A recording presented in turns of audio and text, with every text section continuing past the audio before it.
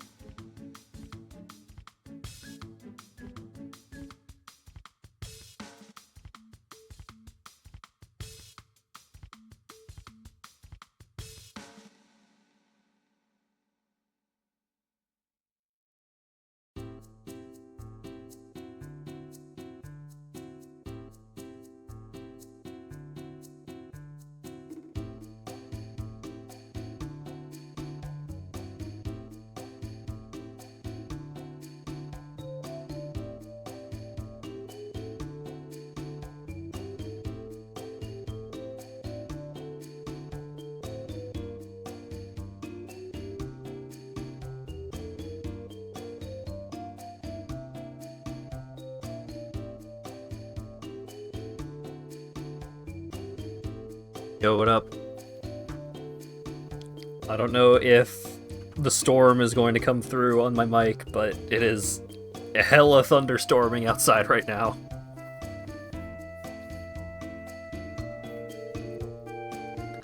The rain is intense, and the thunder is frequent. I kinda want to open my window to make it more audible, but that would let in a lot of humidity, I think. And also warmth, because the temperature jumped up quite a bit. Which might be part of the reason why there's a big storm happening. But yeah, I hope everyone's been having a nice day. My stomach has been acting up a bit. But I played some Magic, I had some tacos. Doing okay. And I've been playing a lot of Disgaea 7!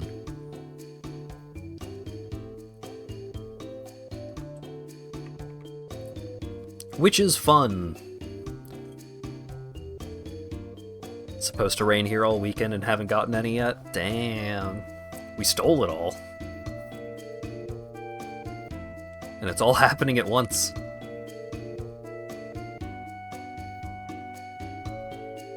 Disgaea 7. Oh boy. Already gotten so many of those jokes. Disgaea 10? Damn. But yeah, it's one of those streams where I thought, I've been playing this game a lot, so I'm just gonna stream the game and talk a lot about the game and just get it all out of my system at once. Because it's not really an amazing game for a stream series, I think. Just because of, like, being able to keep track of all of the wacko mechanics that are going on. And speaking of wacko mechanics, let's go ahead and switch on over. Oh, the music for this game is also quite good. Whoa! So, I guess minor spoilers for Disgaea 7, because I'm going to be playing in the post-game, but I'm not going to be engaging with the story stuff. It's just characters may be present, and those characters' existence could potentially constitute as a spoiler, but I'm not going to be talking about the story, really. The general gist of the story is, in the Disgaea series, there are worlds called netherworlds, and these worlds can be composed of, like, several worlds, but it's like a netherworld is like a realm of hell where demons live. And usually they will have their own rules. They actually bring up in this game, like, hey, I learned how to do this from a different netherworld. And it's like, oh, because the thing that they are talking about was a mechanic that was unique to one of the other entries in the Disgaea series. So it's like, that mechanic isn't in this game, but they use the existence of that mechanic in the other game as justification, like plot justification for a thing they do, which is interesting. But Disgaea 7 takes place in the Japan Nether Realm, where things are based off of Japan. And you get locations such as Slapporo. Instead of Sapporo, it's like slap. It's very goofy. Is the level of printies sufficient? There's a bunch of printies in this game, dude. It's great. What is this game? So, if you're not familiar with Disgaea at all, Disgaea is a isometric tactics RPG. Very anime. The series has a lot of immature humor, very goofy, very, like, slapstick. It's also got some, like, real shit in the story sometimes. Like, the story is not just complete buffoonery. But it's a lot of buffoonery. Very goofy. Your player characters are usually demons, and they are fighting other demons for reasons. And sometimes angels get involved. Woo!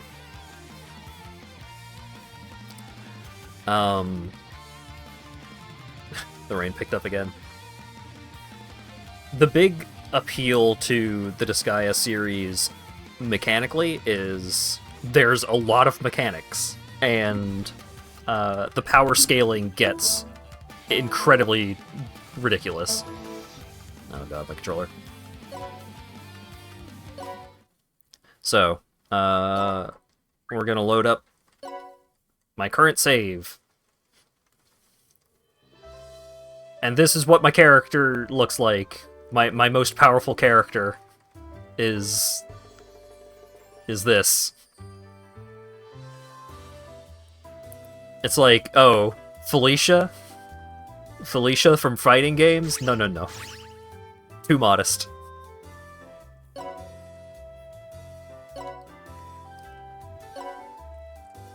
Where do I even start with mechanics for this game? Holy knockers, Batman! Alright. This is a lot. This is a lot to start with. So, the basic mechanics. Every character has various statistics. So, like, you've got character's name, character's class. This character is what is referred to as a generic, which is...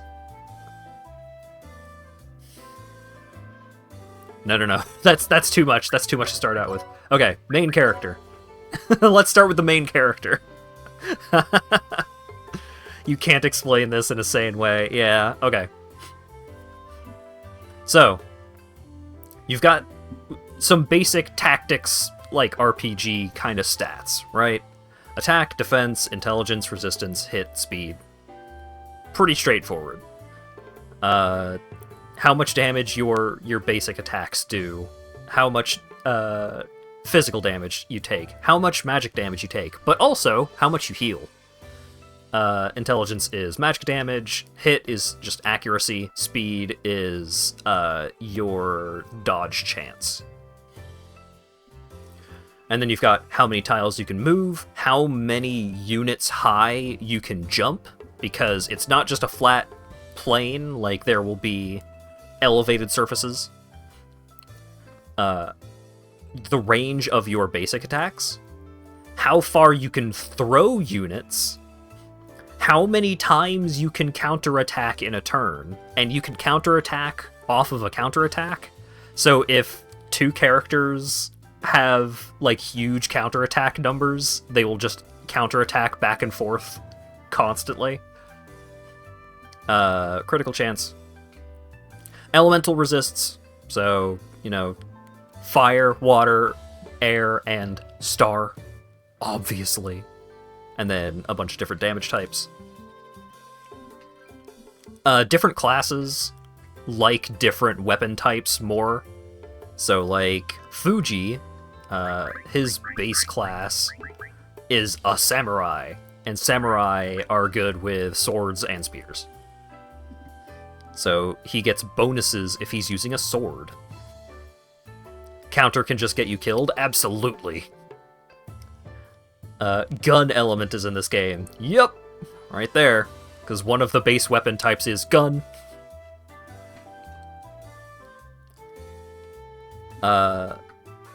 So your regular stats are pretty straightforward. This stuff is not too difficult to grok, really. But then, abilities are evil abilities. Because they're demons. So these are... every character will have some unique abilities, but they will also have slots to put in regular abilities. And these do a lot of different things. So Fuji increases attack power by 5% after attacking from behind, because which direction units are facing matters.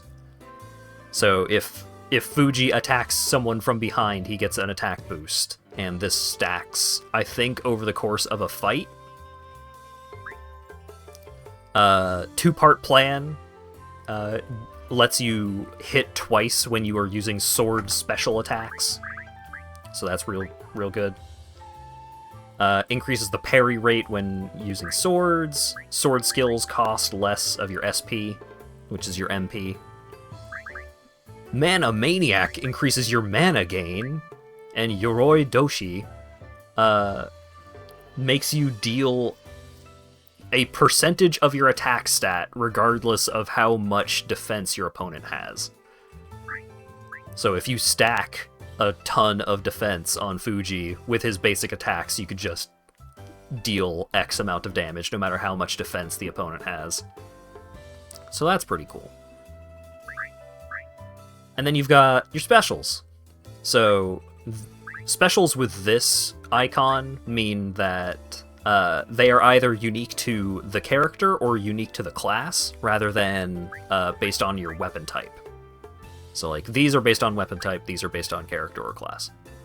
So, Secret Slash, you can see the pattern here, so it just does 3 tiles in the direction that you are facing. Height can matter. Shows you what stat that the attacks use. Some of them use attack, some of them use intelligence, some of them use hit. If you're using a gun, then your damage is based off of your hit stat. And then, other attacks. Yellow squares are where you could potentially hit, and the red shape just shows how many tiles you will actually hit. So, like, 1 tile within any of these tiles.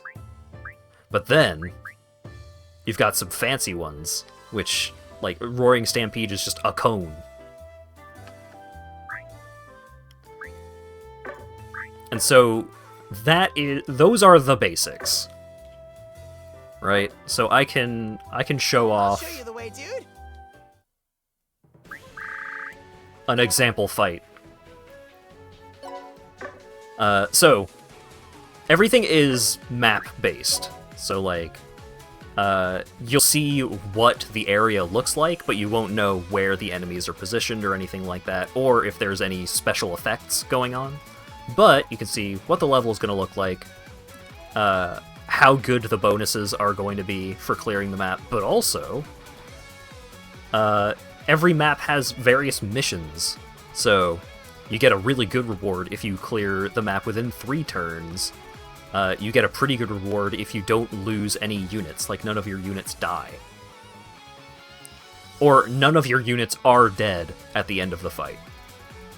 And then you get okay bonuses if you clear within 5 turns, you only use male characters, you only do normal attacks.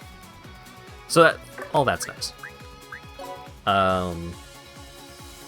So for this map, no special attacks, 3 or more combos, which is using doing multiple attacks all sequentially, and that'll make more sense when we get in there. Kill at least 3 enemies within 5 turns, and no units unable to fight. Great. Ooh. Oh wait, hang on. It had auto battle turned on. Stop! Stop! Stop! Stop!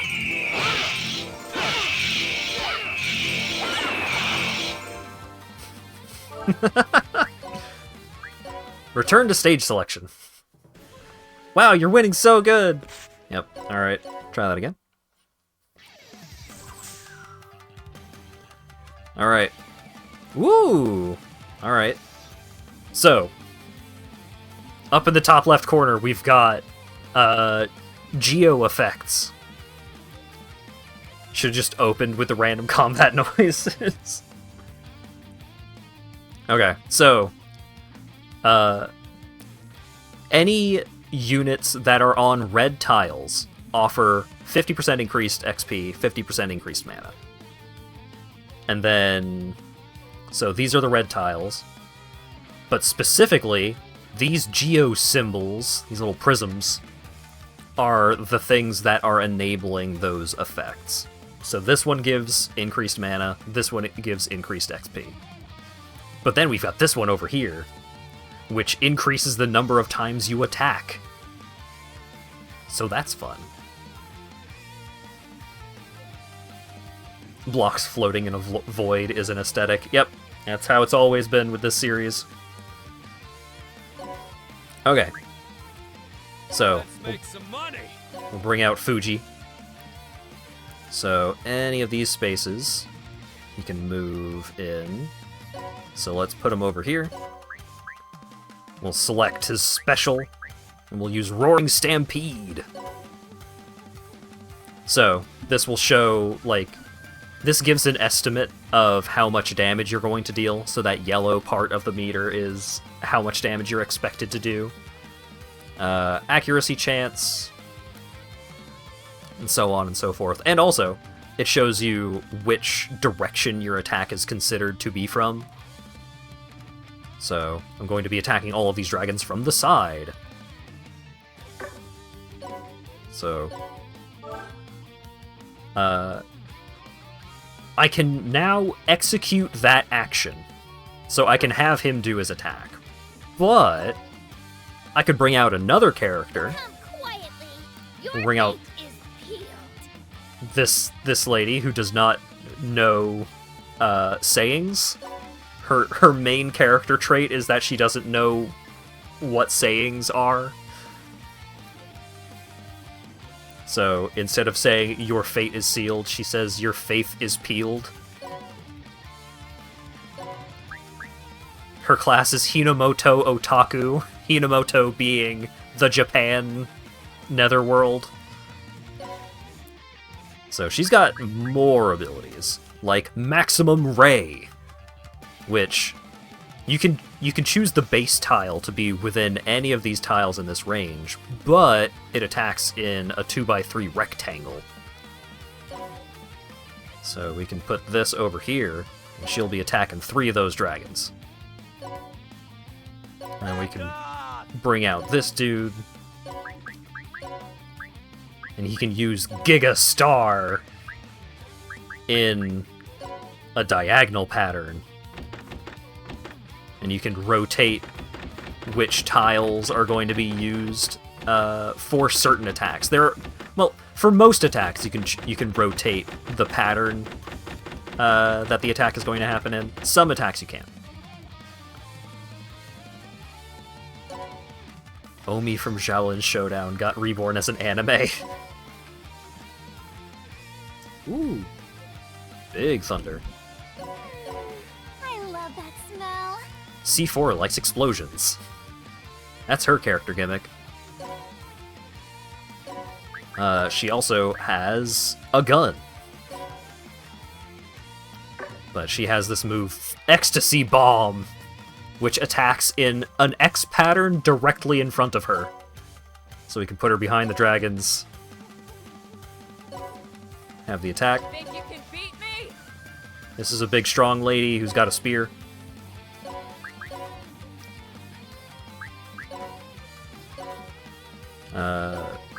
She's got several attacks that do, like, plus sign patterns. So this one, we can choose where the center of the plus sign is, or this one, which is just plus sign directly in front of her. Wow, ideal. Oh, let's show off the attack effects, because they can be pretty fun. Final hit is the person who gets XP. The person who gets the last hit gets the most XP, but you do get experience for dealing damage. You also get XP for healing.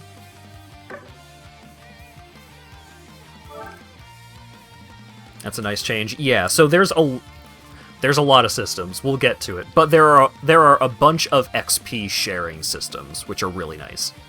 All right, so let's execute all 5 of these attacks that we have queued up. Nice.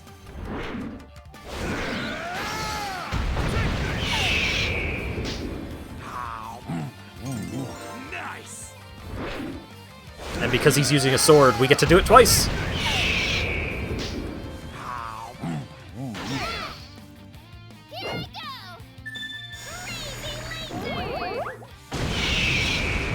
So Maximum Ray is... she flings a Prinny at the enemy and then makes the Prinny big, and the Prinny falls on them. Got some samurai armors. Nice. Alright. We killed them all! So we did use special attacks. Alright. So... Juice Bar XP stock, Juice Bar mana stock. You know, let's go to the Juice Bar. So we got a World Muscle, we got an Eclair, that's all nice. Let's go to the Juice Bar. So this is the date. Disgaea has always been one of the most mechanics games around. Alright. Welcome to the Juice Bar. This is the Juice Bar. Share some of your XP and mana in the form of drinks. So, we have almost 1.5 million XP stocked up, and 411 mana stacked up. So, we can go to this guy and be like, hey, we're gonna give you some XP and level you up. So, we can just give him, like, 1.3 million XP, bring him up to level 83. We could also give him some mana, and mana is used for a lot of stuff. Thank you for the follow, Scarlet Fame. Going so soon? So, that is one form of XP sharing that this game has. So...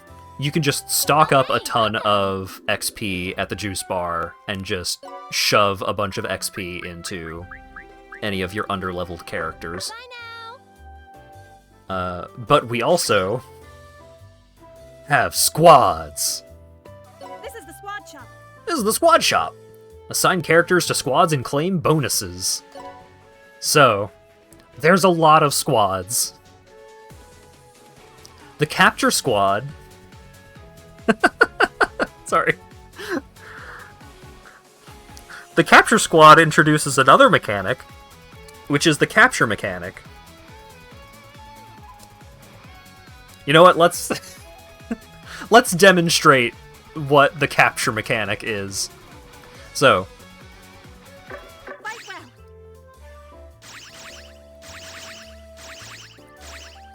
well. Where to, dude?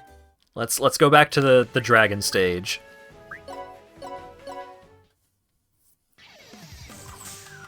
Alright, so we're gonna send my cat girl over here. Surprise butthole. Thank you very much for the resub, Dura. Also, belated thank you for the resub, Anomail. Okay. So, what's your throw range again? 6? 1, 2, 3, 4, 5, 6.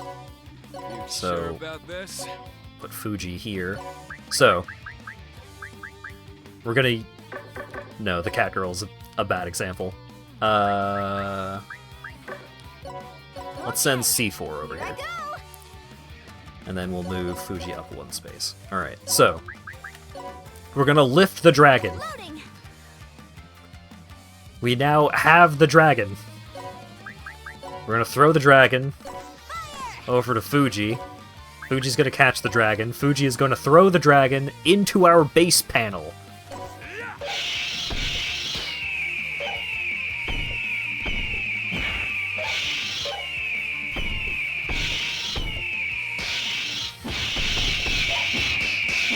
Uh-huh.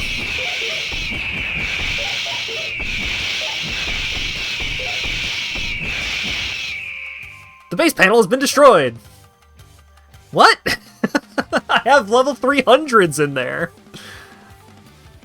So we were attempting to capture... Very exciting. We were attempting to steal the dragon. And... if we were successful, then this dragon would be our unit now. Alright. Let's, Okay, everyone's still alive. Let's assign units to the capture squad. So normally, the capture squad would use... Normally, to capture units, it would just use whatever units you have in your base panel to capture, but I think they have to be part of the capture squad now. Alright. So let's just shove all of you into the capture squad. So we've got a couple level 350s. That ought to be enough. You can jump in the hub zone? Yeah. In fact, I can do a triple jump. Whoa. Where to, dude? Okay. Let's try a capture again. Nope, not that one. Okay. Let's make some money. Fuji there, C4 there. Here I go. Okay. Lift, dragon, throw, dragon. Throw, dragon again.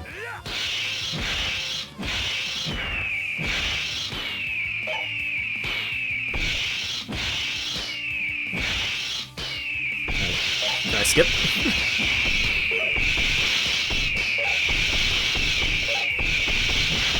I think my homies might fail to capture this dragon again. Yep.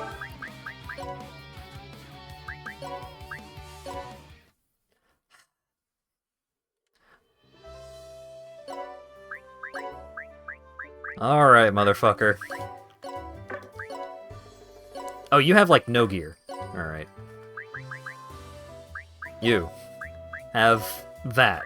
Have the mirror and the devil ring and fucking testament. You have testament, feather token, fucking black belt. The dragon knows he's on stream.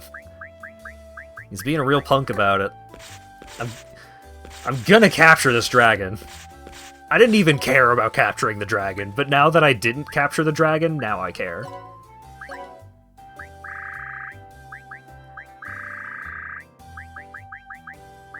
Alright, you can have some belts. Alright. That should be enough. Show you the way, dude. You don't have enough gym badges. Yeah, it's feeling that way. We're bringing in the heavies. Pink-haired anime. Okay. You sure about Try this again. With a flourish. Grab the dragon. Throw the dragon.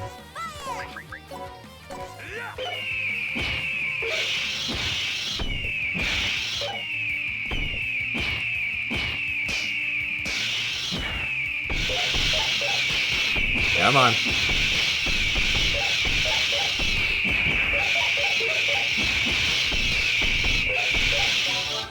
Again? This dragon is too strong. Where to, dude? Plan B. Let's go to the very first level. Alright. Kung Fu Man! 1, 2, 3, 4, 5. Great. Loading. Kung Fu Man, you're coming with me. Try holding down B. Alright.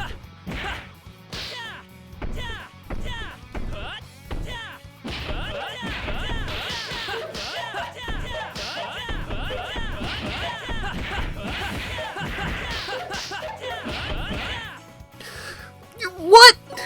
Huh? He's level 2? Why? Why was my capture squad not able to capture a level 2? I haven't used the capture mechanic like at all this game. This is not how the capture mechanic works in the earlier entries. This is the squad shop. Stats increased when fighting in base panel. Yeah? The dragon told everyone else there on stream too. Yeah. Alright, fine. Theoretically, that's how the capture squad works, is your dudes will fight dudes that you throw into your base panel and try and capture them so they become your unit. But they must have just nerfed capturing drastically because capturing was too good in earlier entries. In Disgaea 2, I think there was a level in, like, Chapter 5 of the story where you could get a level 9,999 unit. You need more members. The number of members shouldn't really matter because, like, some of these units are level 350. I failed to capture a level 2.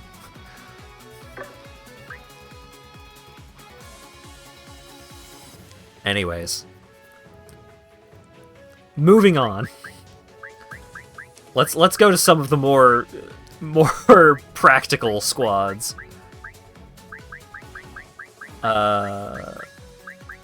There we go. Boot Camp Squad.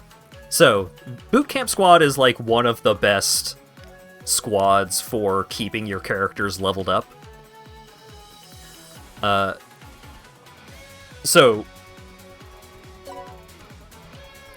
every unit in the Boot Camp Squad will get a portion of the leader's XP. So I have my very powerful cat girl as the leader. So when she runs around just one-shotting everything in the map, then all of these characters will get a portion of that XP as well. It doesn't work both ways. These units don't share experience between themselves, it's only based off of the leader, but it's still very good for keeping your characters leveled up. And then there's a similar thing, but instead of XP, it's mana.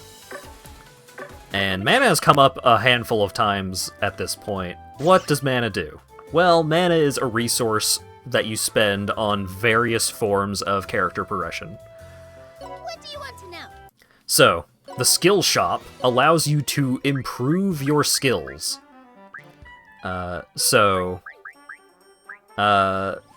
Kitty Cat Wave is a, like, 3 panels forward attack, and it's pretty good. And the power scaling is currently C+, but I can bring it up to a B if I spend a bunch of mana. The problem is that improving the damage scaling of skills also increases their mana cost, or their SP cost by a bunch.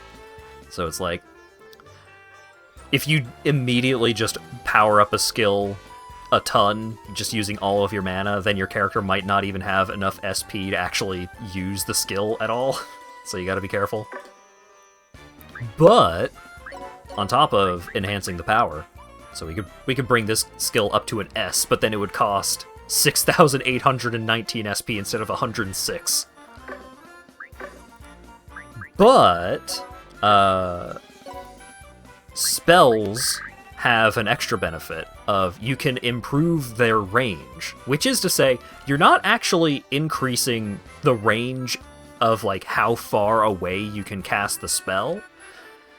How far away you can cast the spell is determined by your proficiency with the skill, which you increase by just using it a lot. But what increasing the range does is it gives you access to better patterns that you use the skill on. So if I enhance the range, then I can then use Gigastar in a square pattern instead of just single tile, 2 diagonal, or 3 in a line. Each of these different patterns does increase the cost of using the skill. So, like, using a level 9 version of a skill will still cost a lot of SP. Have I explained the story? So, the gist of the story is... this lady, Perilika, is an otaku for Hinomoto, which is the Japan netherworld. Which is the netherworlds being just worlds. They have worlds within the worlds, but it's just like this is the setting for the game, right? So, she loves Hinomoto, and she wanted to come to Hinomoto because she heard all about Bushido, because Bushido is so super cool, and it's all about being an honorable warrior, and she thinks that's really neat, and she wants to eat Sauba and sushi. Because she's bad at knowing things. Fuji is a guy with he's very greedy. All he cares about is money. And also, anytime he says anything nice, he starts throwing up blood. So he tries not to say anything nice.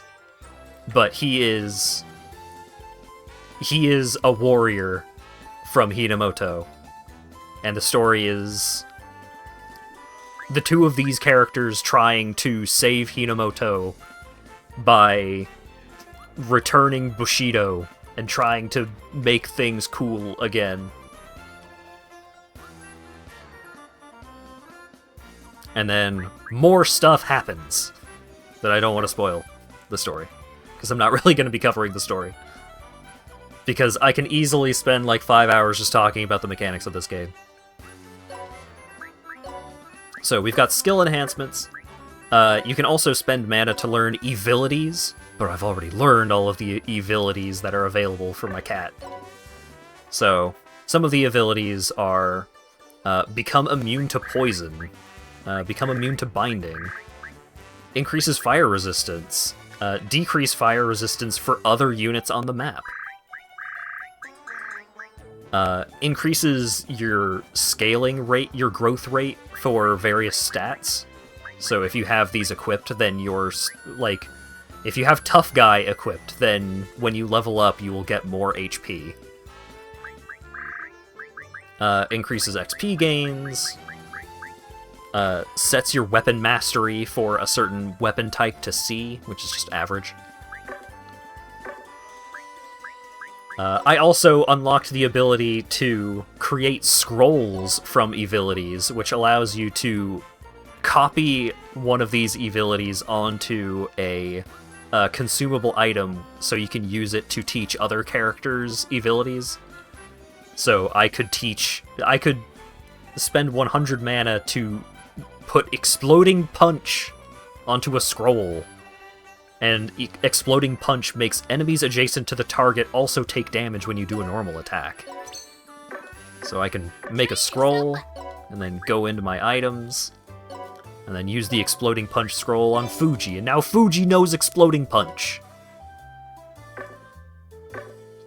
What do you want to know? You can also just turn evilities back into mana if you don't actually care about any of the evilities.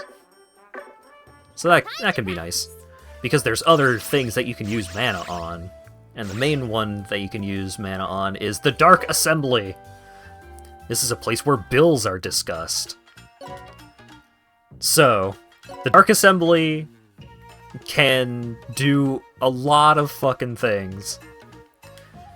You can do things specific to a character, which is, like, in this case, you can reincarnate a character, which is you reset the character back to level 1, but you retain base stats, and because your base stats are higher, you can have higher stats than if you just got back to the same level normally. Yeah, you can... There's a lot of stuff going on with reincarnating. You can change the character's name and personality and their color, and this is mostly just useful for generic characters. You can spend a bunch of mana to increase your jump power or your movement. But it also can give you effects like triple the experience earned on the next map. Multiply the range of the first ally explosion on the next map. So, if your characters explode for any reason, then they will explode bigger. I Need More War Funds is a fun one. Round up hell, which is the money, from the Dark Assembly sumo wrestlers will surely be denied. So this has a success rate of 1, because what you're doing here is you're just trying to strong-arm the people who vote in the Dark Assembly into just giving you money. So usually what will happen if you try to pass this is you will just have to beat the shit out of all of the people at the Dark Assembly. Which can be really difficult sometimes, because some of the dudes that'll show up in the Dark Assembly are like level 5. Some of them are level 2000.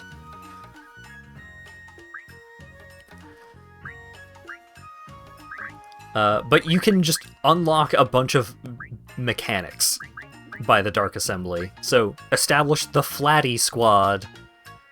A squad that channels all the hatred and anger that Flatties feel. Because, like I said, the comedy in this game can be a little immature. You can make any bill pass if you're strong enough, yes. So, because it only costs 10 mana to try and pass this one, even though it only has a 20% success rate.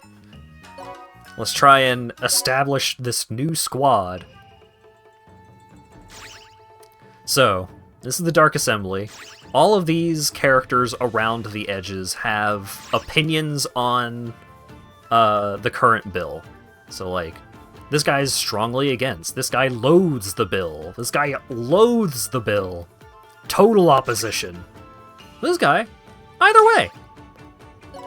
So, you can bribe them. So, like, this guy likes muscle items, so we could give him a dream muscle to make him more likely to vote yes.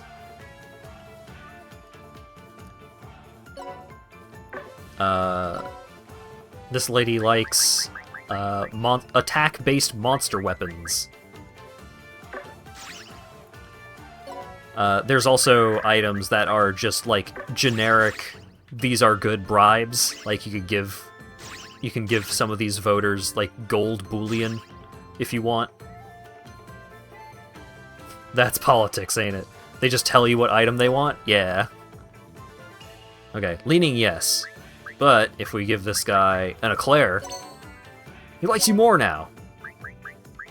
And a soda, in favor of.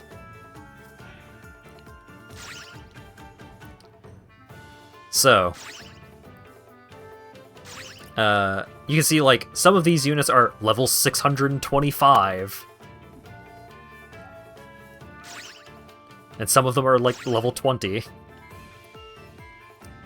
If you want to try and strong-arm a bill, then you need to be able to beat everyone that voted no. So, that can be difficult when some of the people who voted no are, like, level 625.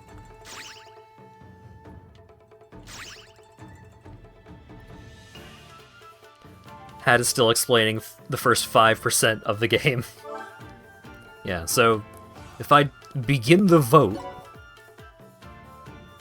No. No chance. They voted no! So, you can persuade by force, where you have to beat up everyone that voted no, or you can pay them. And depending on the bill, how much it costs to bribe them into covering the bill will change. This bill is like a bill that isn't unlocked until post-game, so it costs 310 million hell in order to just pay them to pass the bill. Because currently I have 2.6 million, which is not enough. You can also see all of the different people that can possibly show up to vote for various bills.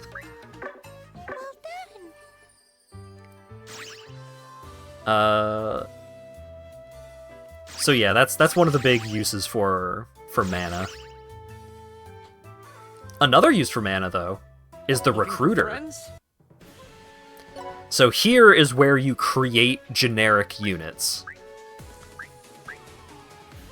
So, wait,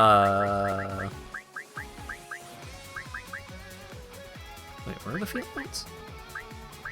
Am I blind? I'm blind. Where is she?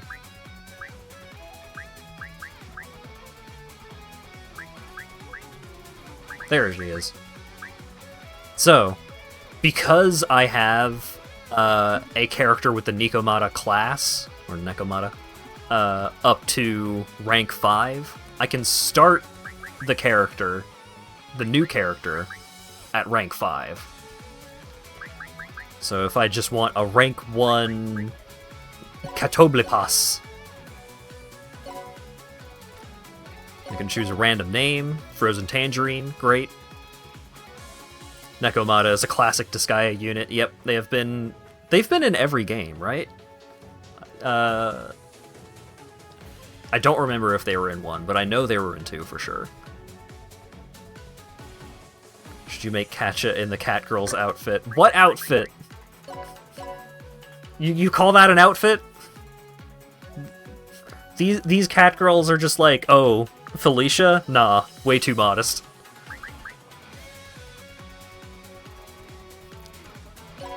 Alright. Mature. Thigh highs, yeah, sure.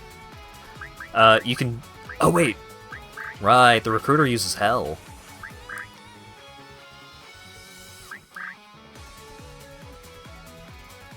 They were definitely in 1? Okay. So, we can pay a bunch of extra money to make them start with higher stats. So we make her start with a bunch of extra attack. You can also make them start at a higher level, depending on how much money you're willing to spend on it. And I am too broke. So if I just minimum level... You know what, just for demonstration's sake.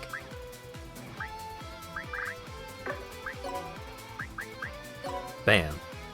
Minimum level. You can choose their voice lines. Ouch! I'll lend a hand. Be grateful I'm goring ya with these babies. Oh yeah! Oh yeah! And then you can choose the color. I don't have any other colors unlocked.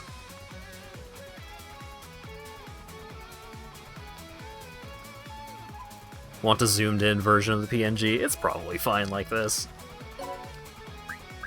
So yeah, I can make a new character, and then this character will just be a unit that I have available. Come again. So currently, in addition to all of the named plot characters, do a bit of sorting. I also have a bunch of generic characters that I've gotten through various sources. So like Kathleen and Pat, I started. You start the game with some of these units, but some of the units you can recruit through Netherworld exploration, which is you can just go back to one of the one of the earlier areas, and just... You're not actually fighting anything here, you're just exploring and seeing what's around. But sometimes a unit will have an exclamation mark on their head, and if they do, that usually means you can fight them, and then if you beat them, you recruit them.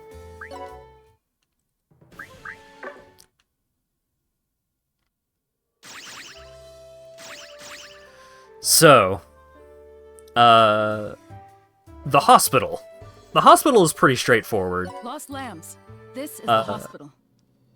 When a unit gets damaged in a fight, after the fight, you have to bring them back to the hospital and spend money to heal them. Or you can just use consumable items in order to heal them, but generally you will want to take them to the hospital. Need a prayer? If you use the hospital a lot, and have like a bunch of injured units and such, then you earn RP. And RP can then be used in the gacha machine. The pure evil gacha. You can see what items and the likelihoods of getting those items are from the gacha machine. So I'm just gonna... I've got 85,000 RP. It costs 10,000 to pull the Overlord level gacha machine once. So let's go for 8 pulls. What do we got? We got a secret scroll that teaches the evility Stalker style. We got a level 600 tutor. We got some XP and we got some money. I got 9 fractures, 1 more, and I get a free token. Yeah, basically. So what's this tutor? What is this smiley face thing? Well, this is an innocent. May God watch over you. What do you do with innocence? Well, you put innocence into your items, and they make your items stronger. I'll wait in the shadows. It's a random dungeon fungin'. So I can then go to, say, my Devil Matrix. And I have an innocent slot in the Devil Matrix, so if I put in the tutor, which increases the item's intelligence, bam! So having this innocent in an item increases the intelligence bonus from an item by 600. And there are different innocents for each of the different stats, and then there are, like, special innocents that do special stuff. And I have an innocent farm, where I have various innocents that are just gradually increasing in power, but sometimes, if I get lucky, some of the innocents can create new innocents. But the new innocents won't be subdued, so I'll have to subdue the new innocents in order for them to give their bonuses, because innocents that aren't subdued don't give their bonuses. And in order to subdue an innocent, you have to go into that item's item world, and then find the innocent, and then beat the shit out of them.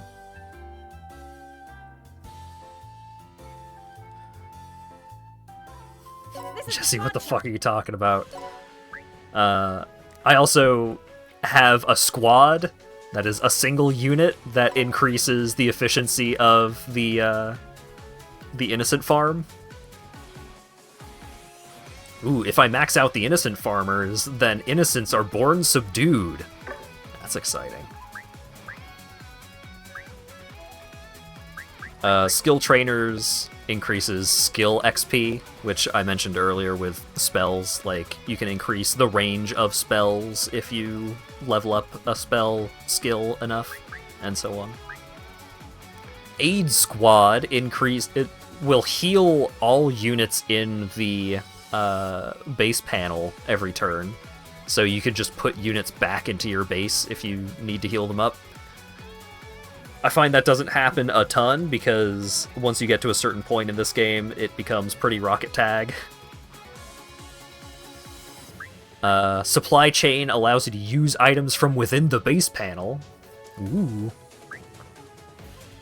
Cyber Specialists increases the accuracy of units in the Cyber Specialists.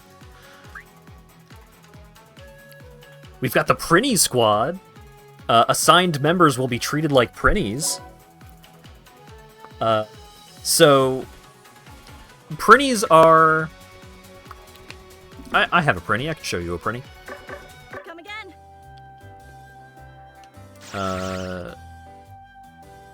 Is my Prinny just hanging out somewhere around the base? There he is. Yo, what up? Woohoo, dude! I hear there are a lot of Prinnies from Hinamoto that have cute voices, dude. Ugh, we're not gonna lose to them, dude. So they are. These fellas are the reincarnated souls of people who were not only not good enough to become angels and go to heaven and all that, and also not cool enough to be reincarnated as a human. So if you are, like, generally a bad person and also, like, did a shitty job at living your life, you will be brought back as a Prinny. And they are these little penguin fellas that have been stitched together. They carry around big old knives inside of that pouch. And if you throw them, they explode. So if you have a Prinny unit, no matter how strong that unit is, if you throw the Prinny, it will explode. You can make a Prinny unit, like, super strong, and then make your battle strategy just throw the Prinny at the enemy and kill them that way.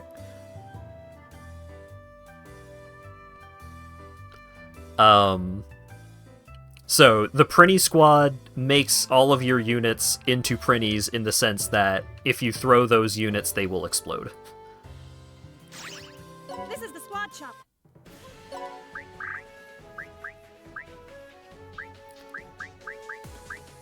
Base Defenders gives you that unit just a percentage of any XP that is earned by any other unit. But it makes their stats way worse. So it's like, yeah, they can just gradually gain mana and XP without having to do anything, but if you try to actually use them, they suck.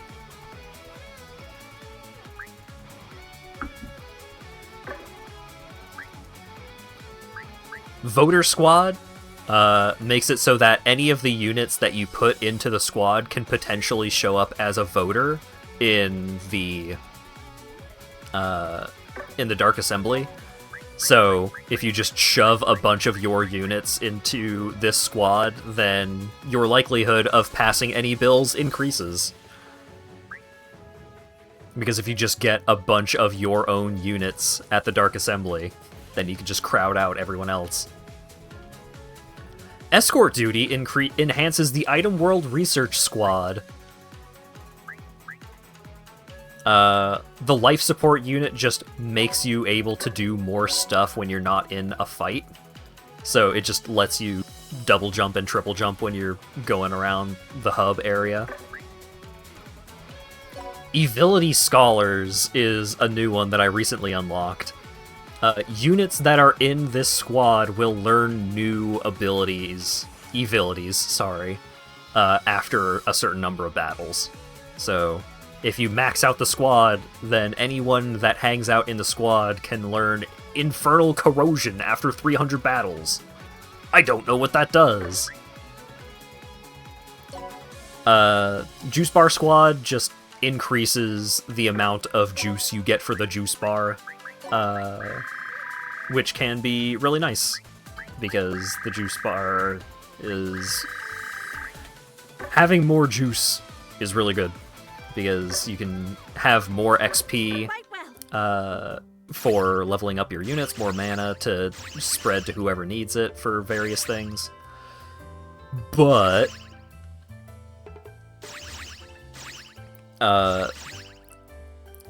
the XP that you stock up at the juice bar is not just used to level up units. You also use the Juice Bar XP to increase the levels of various squads at the squad shop.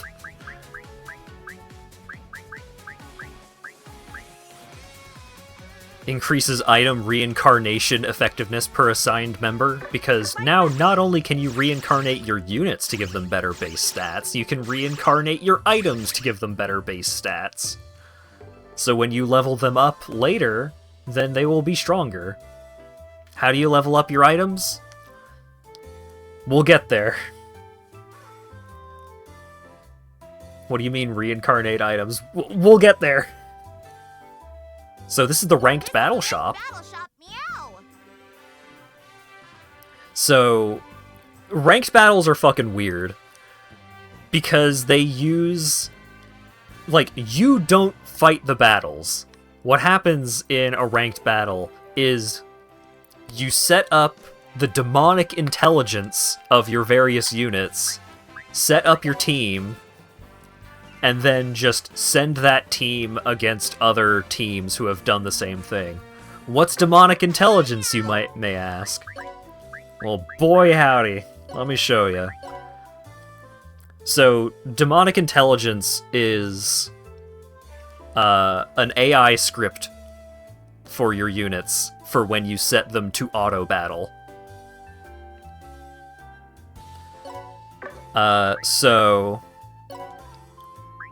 If we check out the charge DI, so it sets a target. The target is enemy forces.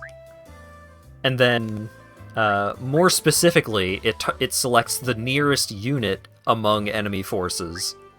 If I can move into special skill range, then I will move into the furthest valid attack range.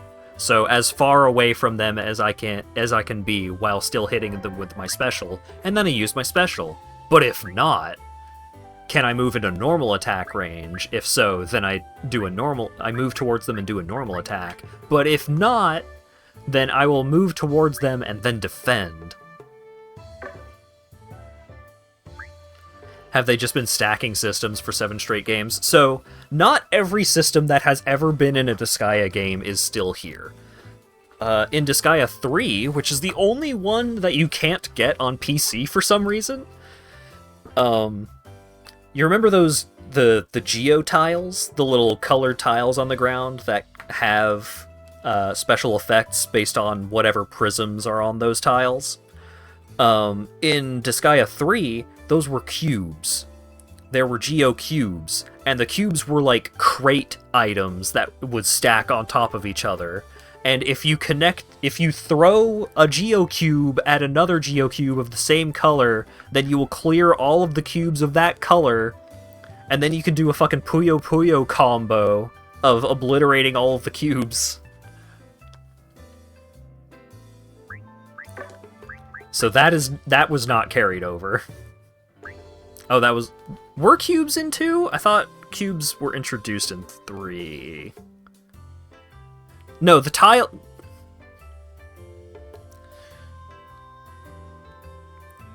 Doing combos for, like, the cascade? Yeah, no, that still exists. I was talking specifically about the cubes.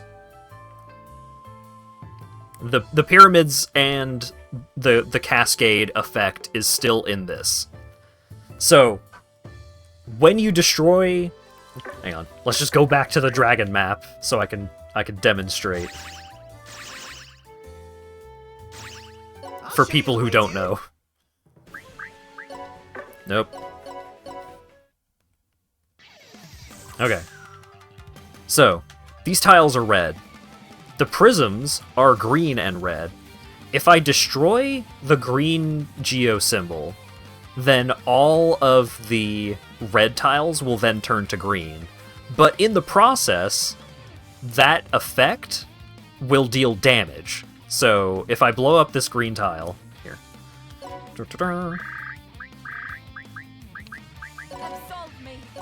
So let's do a tower to make sure that I can get my unit all the way over there. I'll cut you down. So You lift Cat, you lift Fuji, you lift Higon, and then you throw all of them, and then she throws all of them, and then he throws her, and then she moves over here. And then I hit the green tile, or the green symbol.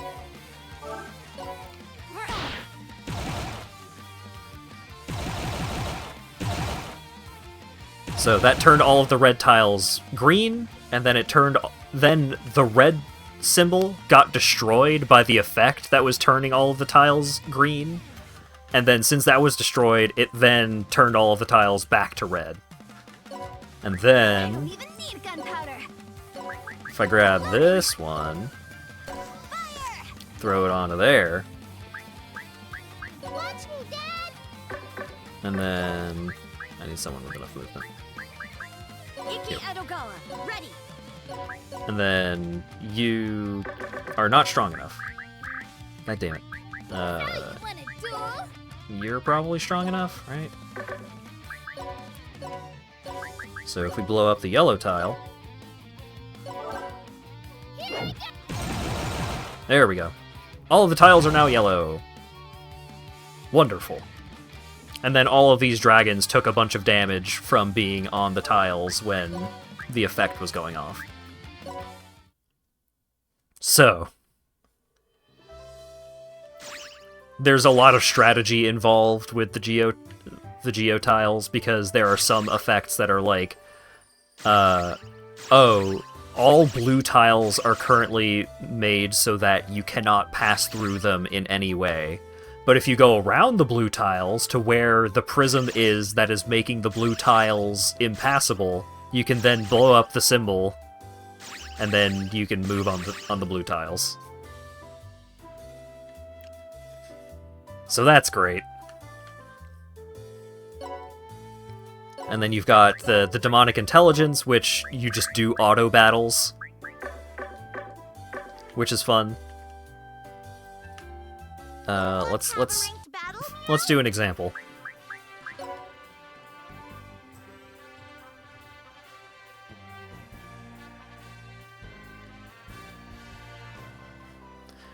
There's a few Disgaeas on Steam, but they're ports that can be difficult to run without constant crashing. I haven't had any difficulty running any of the PC ports of the Disgaea games that I have gotten on Steam, but I have not played the earlier ones. And also, like I said, every mainline Disgaea game is on Steam except for 3, for some reason. D2, which is a direct sequel to Disgaea 1, which is not Disgaea 2, is also not on Steam, I think, which is a shame, because that one has a pretty fun story. Alright, let's fight this person.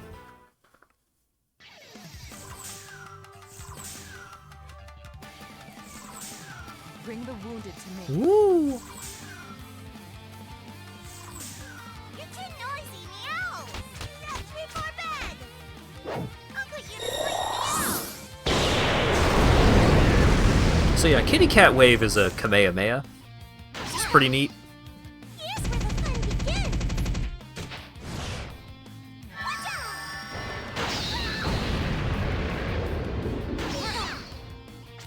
That's before...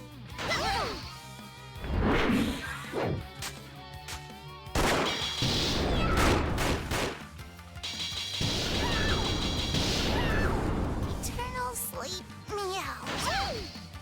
Oh, they actually blasted my cat. Damn.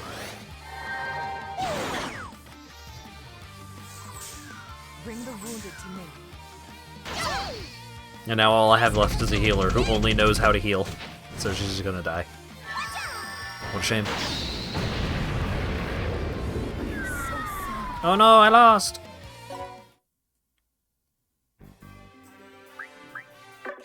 Yeah, that's... The ranked battle system is weird. But it's pretty neat, because it encourages you to set up cool, good, demonic intelligences for all your units. There's also a quest shop. So a bunch of these are just generic quests, but there we go.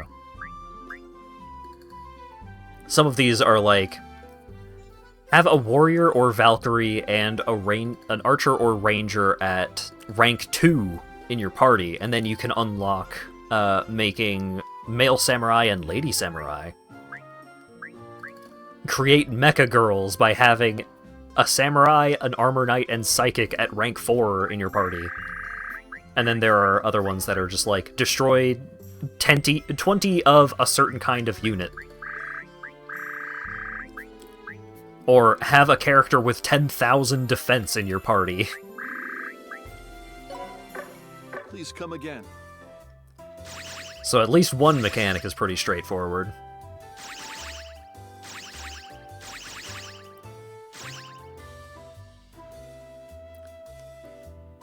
So, the item world is... The item world. The item world is like one of the big things that makes the end game of this game completely redonkulous and just capable of scaling into complete absurdity. So what the item world is a procedurally generated dungeon inside of an item. Every single item in the game has an item world inside of it. That includes, like, the worst healing items in the game. So, like, here, this unopened soda. It heals 1 HP and 50 SP, which at this point in the game is completely nothing. But I can go into the item world of this soda and complete the procedurally generated dungeon inside, and then, in doing so, I would make the unopened soda heal more. But, more practically, you're going to be going into the item worlds of weapons and pieces of gear and so on. And in doing so, you can make them much, much stronger. Bye. So... let's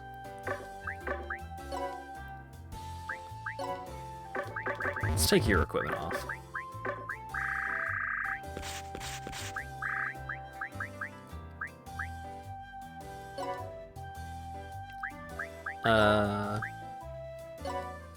Let's take that item off of you, because we're going to go into that item, I think. Give you an accelerator instead. Accelerator is a pretty fun item because it gives you +2 movement. And also, the item world is not the only way to make your items better, because on top of there being innocence, It's a random dungeon there's also dungeon. just item enhancements, which you can do. So, for this Pravda pendant,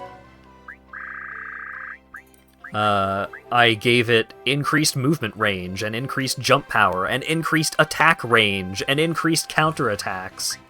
So a lot of these effects you can just, you can slap onto an item, whether the item would normally do any of that by itself, and you get item points by trading in items that you don't need. So, like, the Pravda pendant normally does not increase my movement, but because I increase the movement by enhancing it, then it does. So, with one of these accelerators,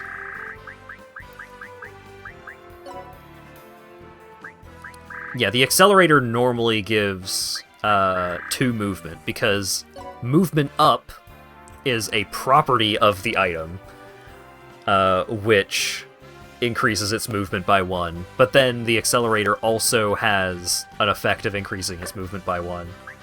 So, theoretically, I could enhance this accelerator's movement range, and then this accelerator would increase the unit's movement by 3 tiles.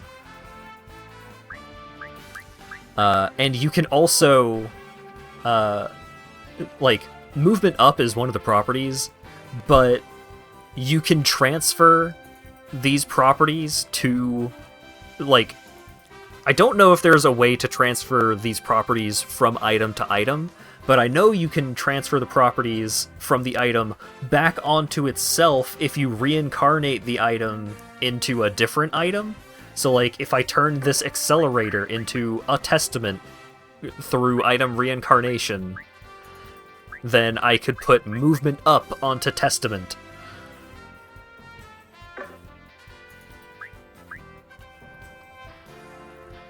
So there's a lot of mechanics when it comes to optimizing your units and your gear.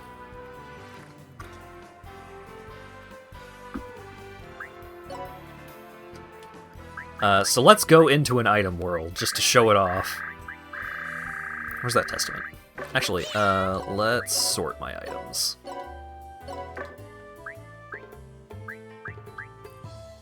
Oh yeah, also, because the game is full 3D now, it used to be sprite-based, but they moved to full 3D in 6, and they didn't quite get it right in 6. It looked pretty jank, and the animations weren't amazing, but I think in 7, the 3D stuff actually looks really great. So, you can look at the model of the various weapons that you have equipped.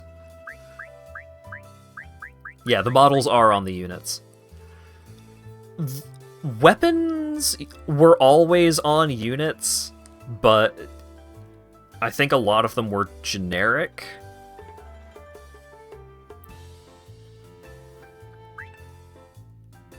But because it's in full 3D, you can just look at the model in 3D, which is neat. Wow. Whoa. Unfortunately, monsters don't get to hold different weapons. Pieces of armor and accessories also do not show up. Hi! This is Alright. the item world. Let's go into the item world of this rare testament. Sorry, this legendary testament. So this has 30 floors. The base level of the units inside are level 120, and increase pretty rapidly. But you can also choose which route you want to go with. So you can focus in on item enhancement, or innocent enhancement, or treasure chests. So easier to raise item levels, innocent's more likely to appear, treasure chests are more likely to appear, mystery rooms are more likely to appear, lucky boards are more likely to appear.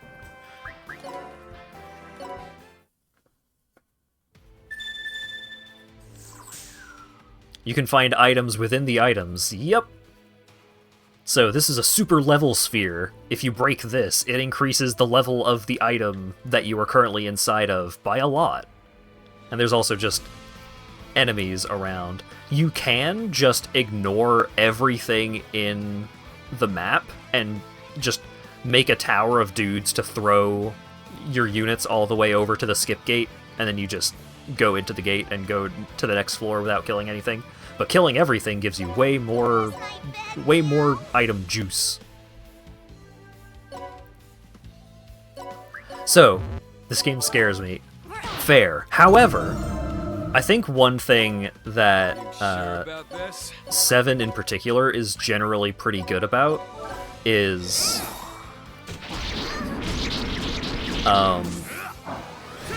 they give you most of these mechanics gradually over the course of the campaign, so you don't get like all of these different mechanics that I've been talking about all at the same time. You get a couple of mechanics at a time. If that. Like, usually you'll get, like, one new mechanic every chapter. So, like, I think for completing Chapter 1, I got the item shop. Here we go! Sorry. Do you know who you're talking to? What's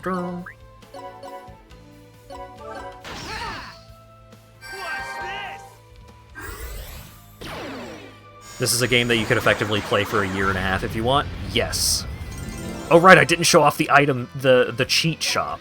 We'll show that off when I get back to the I don't even need back to the hub.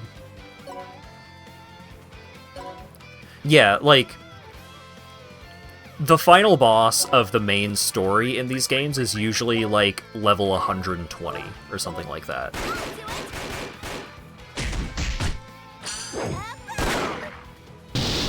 And then the level scaling quickly rises after that. Like, you will usually unlock some post-game missions that you can do that unlock, like, some extra story and stuff. And I think the first one of those that I unlocked, all of the units were level 200 or something, instead of the level 120 final boss. Here it comes! Yeah, and there's secret maps and like bonus, like specific challenge maps.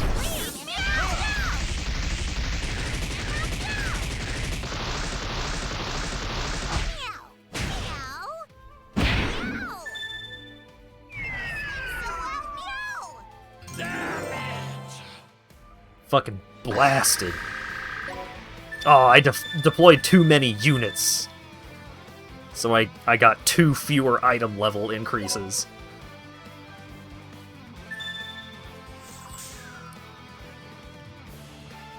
Oh yeah, I should be keeping an eye on the items that the enemies have, because you can steal items from enemies.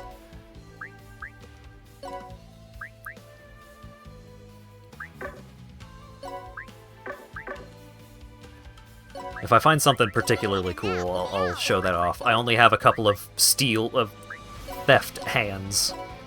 I'm gonna do my worst. Oh yeah, and there's several mechanics as far as like just regular fights go that I haven't showed off yet.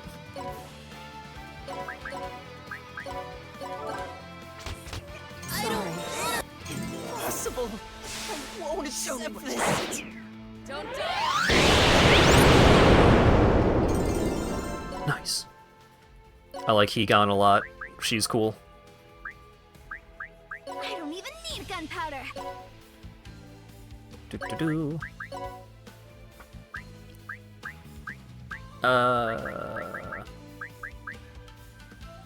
Burglar delivery. How's this one? Here. Nice!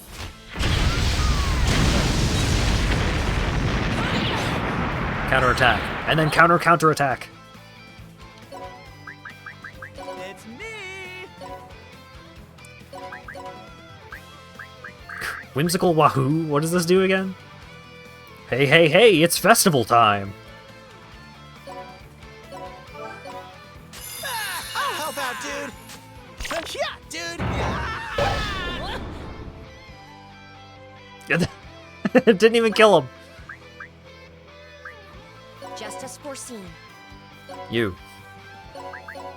Oh wait, this is the guy that I have at the base unit squad, so he's gonna deal like no damage. Torpedo upgrade. Mr. Torpedo's a funny attack. Target sunk. And normally that would knock them back several tiles, but there's nowhere for them to be knocked back right now. Quietly. Your fate is peeled. Electro Ball?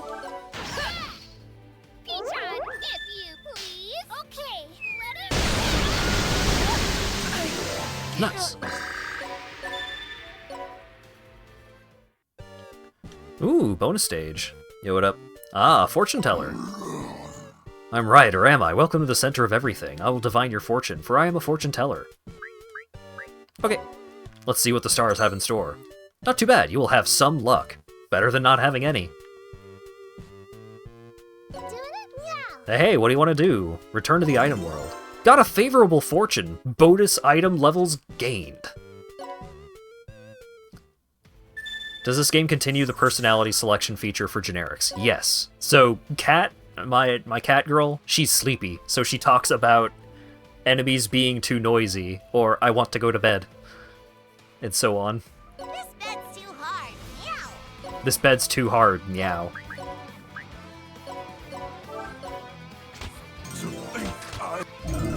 Oh, right. So, one of the Nekomata's abilities is, like, their unique ability is really great.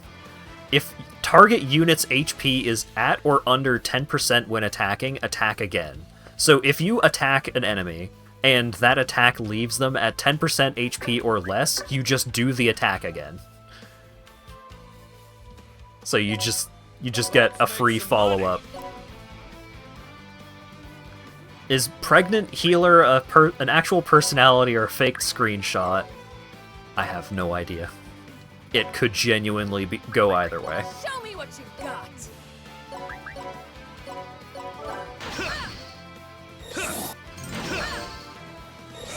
Do make a good meal out of me.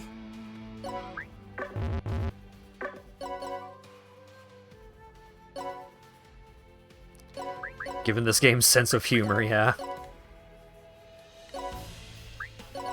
Alright, so...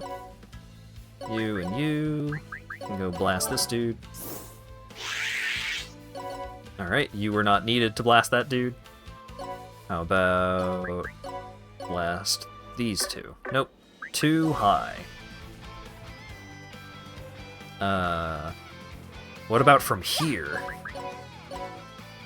Nice. Get him.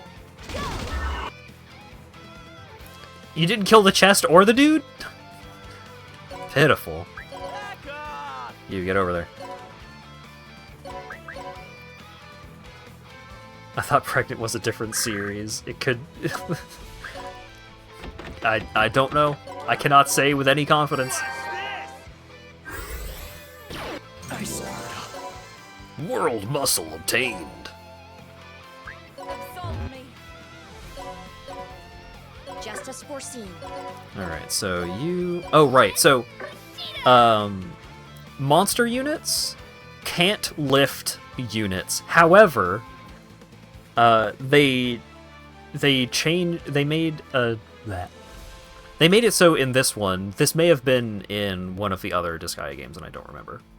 Just to clarify, but they made it so even though they can't lift and like hold a unit, they've got Mon Toss, which allows you to just throw them as if you had lifted them and then thrown them.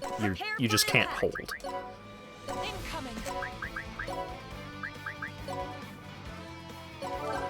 Yeah.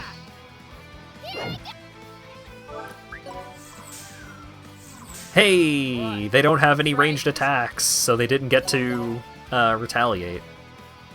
Which is great, because one of my challenges is 0 or fewer attacks taken. Let's do Kitty Cat Slash. Good night's sleep, meow. No. Night, meow. Nice. Treaty. Can you take minus attacks? No. You cannot be attacked negative amounts of times. Oh god, it's these guys. Mel is an XP man, so if you kill him, you get bonus XP. And these guys are referred to as lucky boards, and they exist to be killed.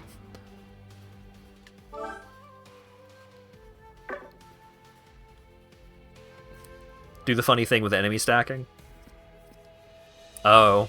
So, if you throw an enemy onto another enemy, then the enemies will combine and their levels will be added together. And I think their stats will be added together as well. I need a nap, meow. Wait, what kind of man are you? XP man? Great.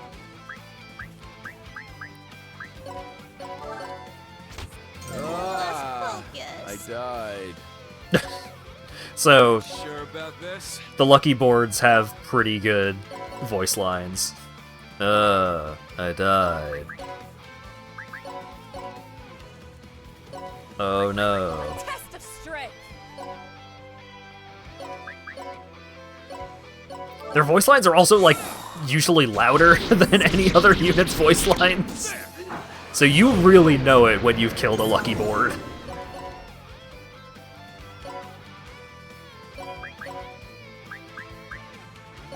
Yeah, let's show off some of the spear skills. To the death!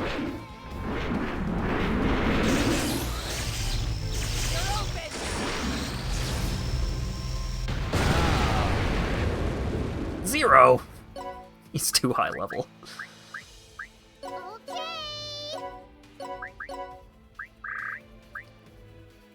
Plasma finisher. Do it. Take this!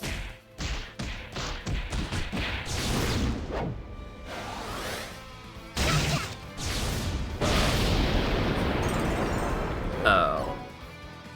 I don't have a safety! I don't have a safety, she says.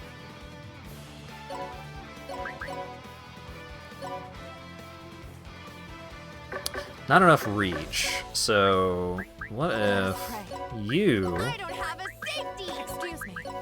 toss her and then move over? Yeah. Turbulent 10. Get him. I'll do it! Right there!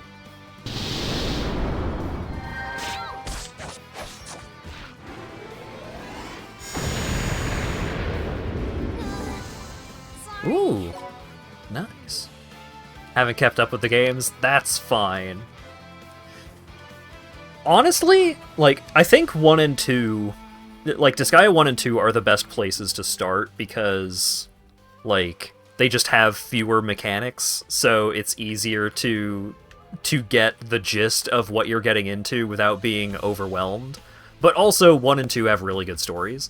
I have not liked any of the stories in this series as much as 1 and 2 until 7. I think 7 has one of the best stories in the series. I think if you don't want to start with 1 or 2, I think 7 is actually a pretty good place to start, because even though I have shown off a stupid amount of mechanics, this one is generally pretty approachable. You want to try the one with the vampire? Oh, the one that eats sardines? That was 4, right? Start with Prinny. So, if you know your way around the mechanics in this series, you can completely ignore all of the main characters and just beat the entire series with just one Prinny.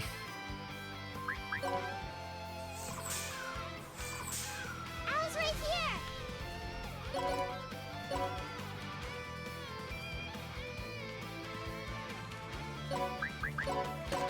here! Alright, so you... What's this? Oh, you actually get to lift! Hell yeah. Alright. Toss you over there, toss you over there, Excuse me. toss you over there. Why do you have to be standing like that? Alright, hold up. I can fix this. Behold, my coat of armchairs! Do you know who you're talking to? Okay, here I go! Alright, lift, lift, Here it throw, throw,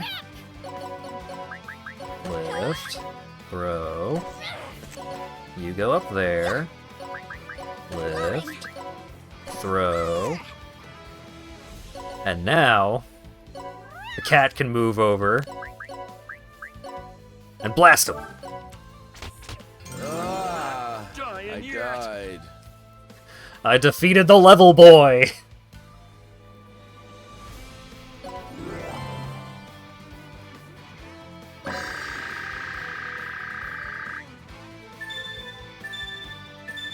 Oh, I didn't clear it in one turn. Dang it.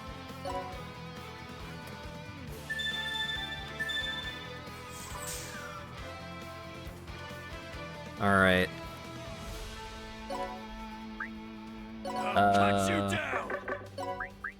Okay, here I go! So you can't reach all the way over there. Let's...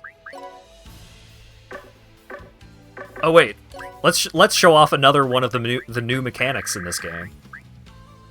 Let's show off the Jumbity. Or, sorry, the Jumbify with the Jumbility. So, I need to be clear. I'm not into this. This is not my jam in the way that I know that it is some people's jam.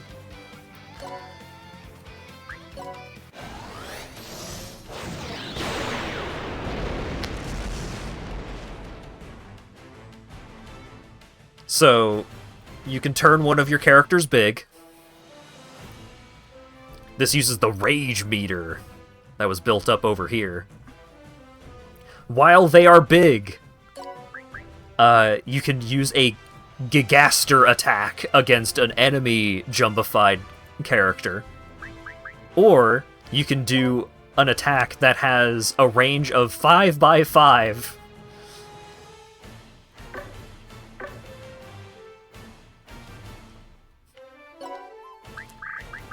So, Here I go. if... Alright, so I don't think I would have enough throw juice to put everyone into the range of the attack. Oh, maybe I will. Okay. Okay, here I go. You sure about this? So, if I throw that over there, So you wanna duel?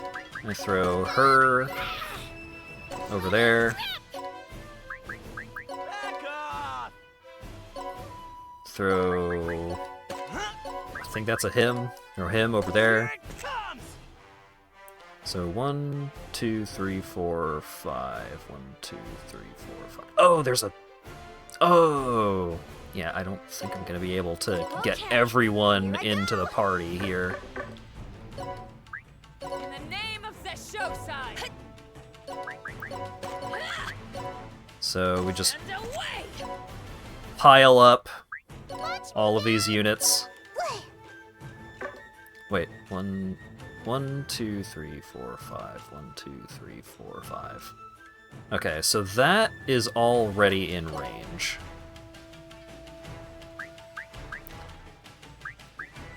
So if I... I love that smell.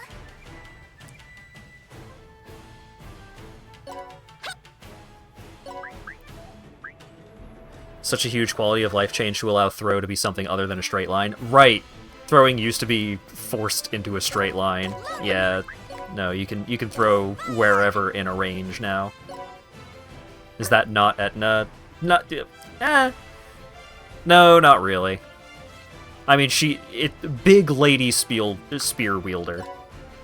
And Etna wasn't even big lady. Etna was just lady spear wielder. Let us pray. Oh, did I take away all of your movement items? Oh, shit. Just as foreseen.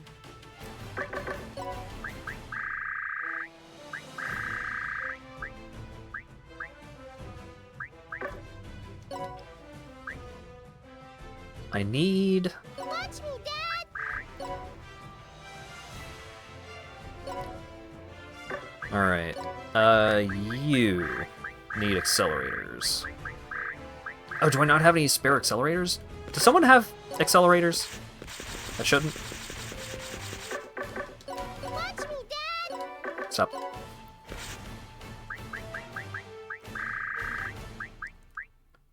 I'm Well, going. you've got movement items. How far can you go? Not far enough. I got this. I mean, I could just throw someone into the grinder over this. Oh, right, I've got a private Prinny!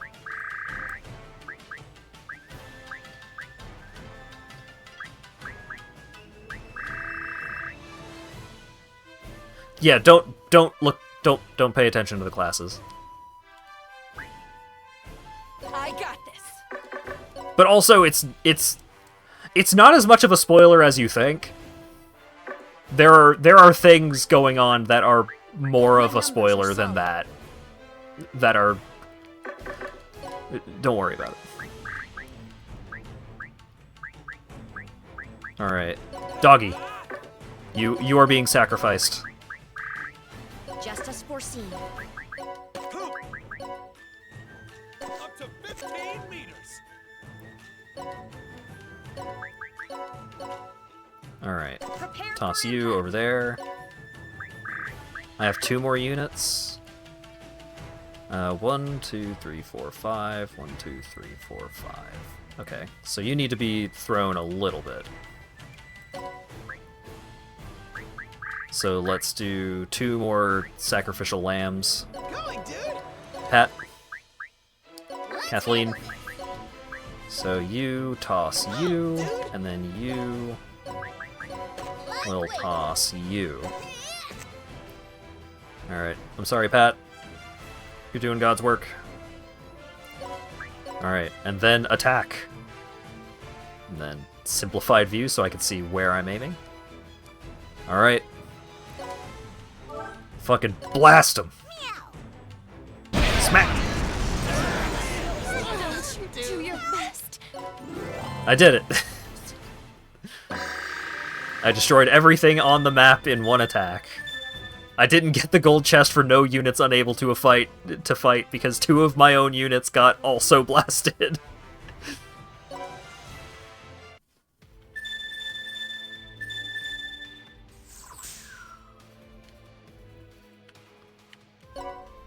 I don't even need gunpowder.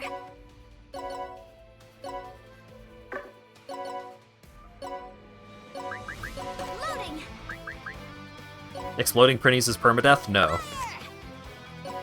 There is no form of permadeath that can happen to units in this game in combat, as far as I'm aware. I think the only way you can lose units is if you, like, manually delete them.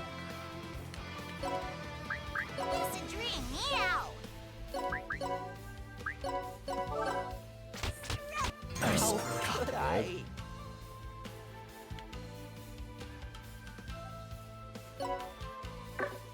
What level are these units at? Yeah, 432. Nobody else is going to accomplish much other than my very strong cat girl. Okay. Loading.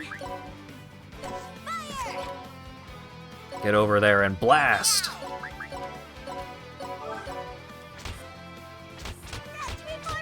Had to do 2 to take out that enemy cat girl. Oh, jeez. Your shogun has returned. Alright, I haven't shown off Whirlwind Kick yet. Time to blast Afterburner, who is a weapon boy. It's like meow.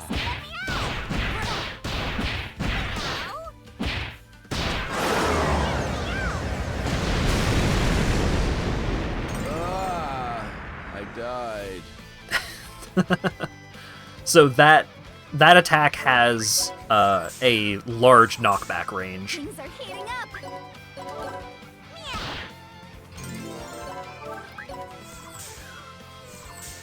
You're too noisy, meow. Alright, and then break the thing. Cat's been juicing. Yeah, she's pretty strong. Time for an Oh no, ice! Ouch! Things are heating up.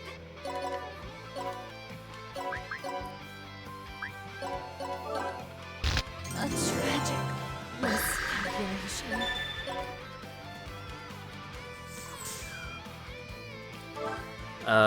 Total destruction, which is defeat all enemy units. Three or fewer unavailable units. 3 or fewer attacks taken. Clear within 5 turns. 3 or 4 fewer deployed units.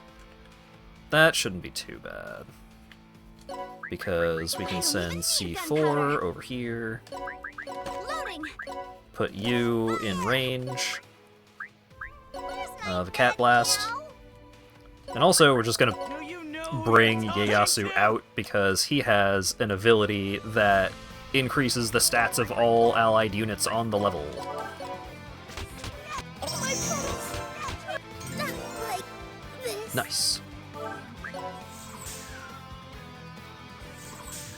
And now, Piece of cake.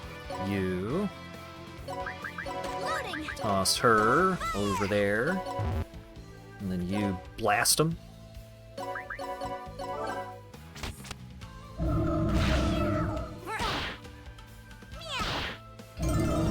Got him. But tragically, the Blade Master did not actually die. This is probably fine. Pathetic. I'm sorry. So yeah, you can see, like, generally the animations for these attacks are pretty good. Which is nice, because, like, the over-the-top special attacks have long been one of the most fun things about this series, is just seeing your character do a complete nonsense attack and then have, like, 12 billion damage show up on the screen. Friendship power reloaded. Meow. Your dude rode a meteor onto the field and then did 11 billion damage to every unit within a 3x3 square. I won't accept this. Hey! All missions complete.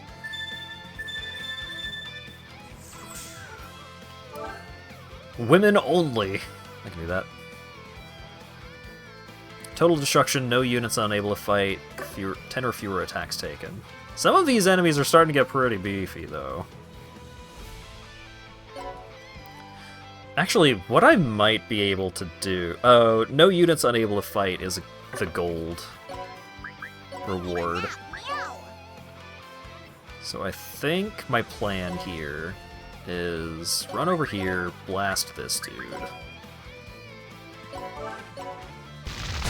How long do item worlds go for? So I'm currently on floor 8 out of 30. This item has 30 floors because it's a legendary item. I think rare items have 20 floors and normal items have 10.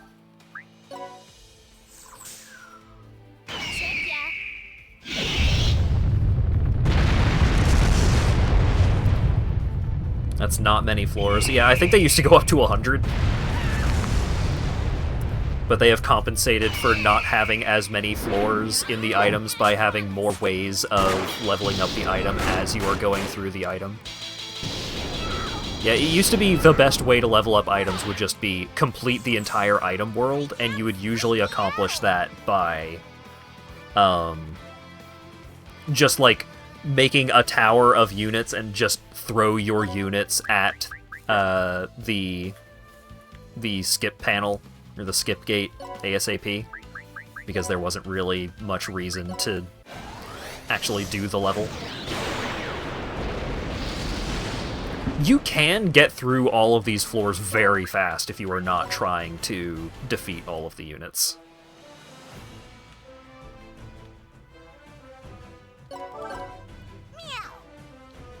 Smack. And smack. Sorry.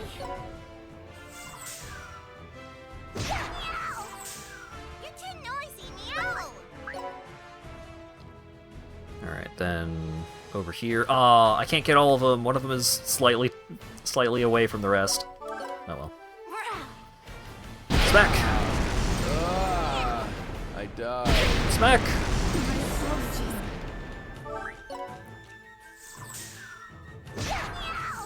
Yeah, 1,000,000 damage is... Once you start getting into the end game, then any reasonable numbers kind of go out the window. You get an achievement in this game for getting a character to level 99, and the achievement is max level? With a question mark.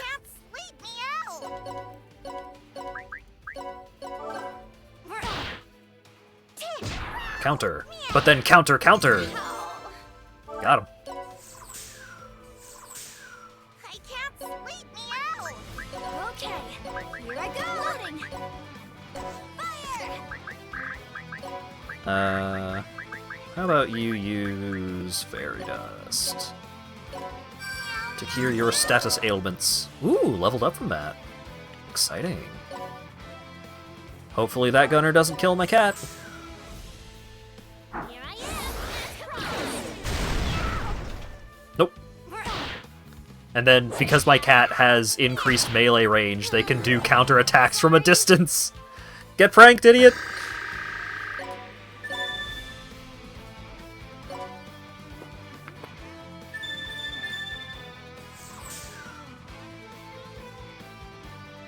So, in item worlds, in order to speed things up, one of the mechanics is, normally your rage meter is per level, but your rage meter carries over between levels when you're going through an item world. Which is pretty nice. Hellman! Gotta go blast Louis. Kill at least 2 enemies, clear within 5 turns. Not a bunch of attacks taken, alright.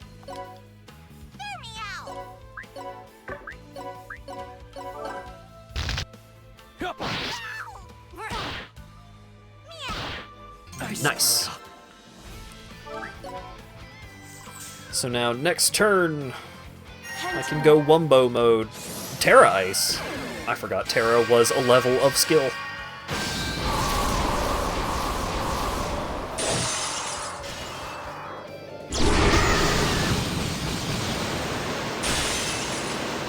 $1,200 damage, that's nothing.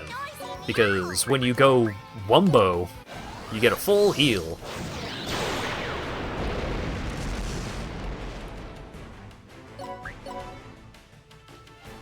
So let's blast all these idiots.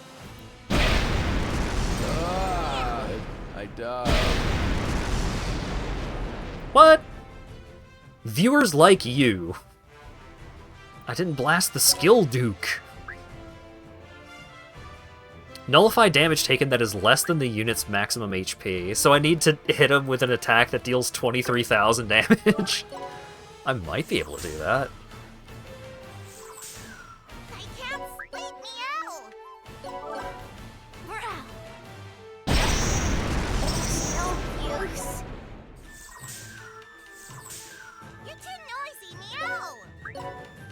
Yeah, just blast Hermione. What?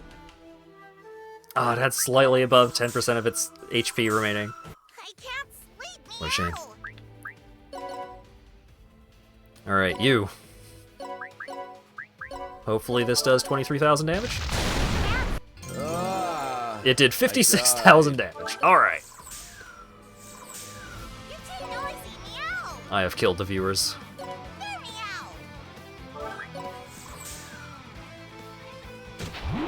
Elemental Burst! Oh no. This anime is gonna hurt me. Oh god! Almost 3,000 damage! I only have 50,000 HP, and you're gonna deal 3,000 to me? Alright, that's it. Take 45,000 damage. That'll show you. Bosses! Every 10 floors in an item world, you will encounter an item general and an item king. These are boss enemies. Beating bosses greatly increases the item level and increases the item's rarity. You can use a skip gate to ignore them or defeat as many as you can to enhance your item. So this map is kind of funny because this map was used during the story, and like the challenge was it's hard to like there were a bunch of geo effects that make getting up the conveyor belt difficult, but I might be able to just jump up that wall now.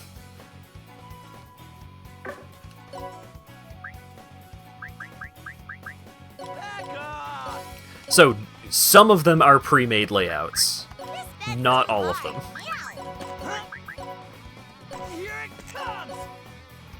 Aww, bummer. Yeah, so if I had a unit with flight, I think with flying you can get up that way.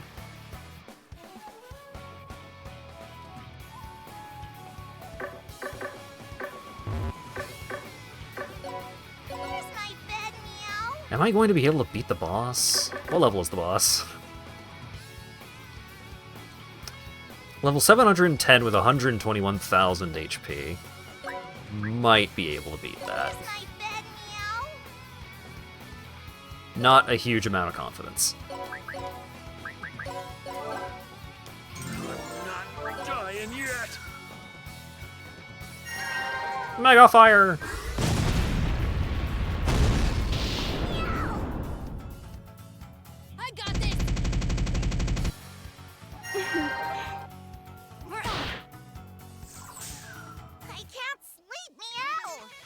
How about you go back over there, and then you do a big heal. That's not a big heal. Can you do a bigger heal? Omega heal. There we go, that's a bigger heal.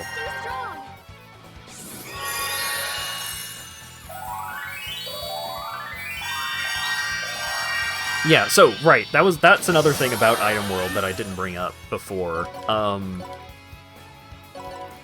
The levels of enemies in Item Worlds are generally pretty high, but their stats are much lower than their level would imply.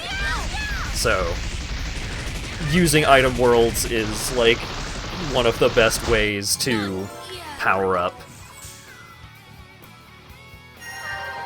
Because it makes your items better, but also you can kill way over-leveled enemies.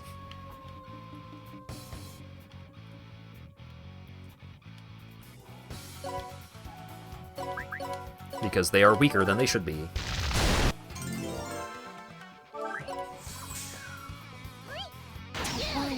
Oh, the boss is about to attack my cat.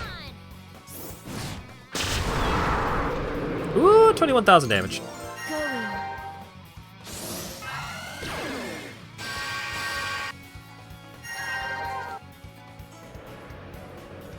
Uh-oh.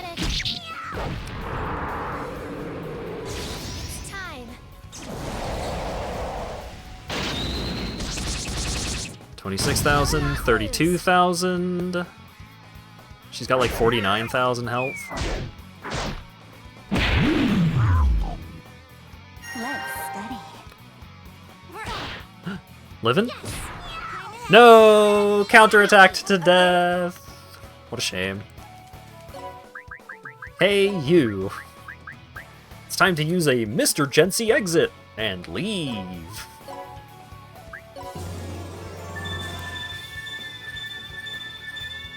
So, this item gave like 722 in every stat before.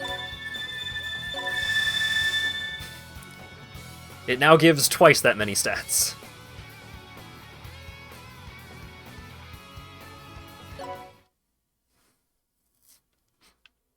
And that was 9 floors of the 30 floors of Item World.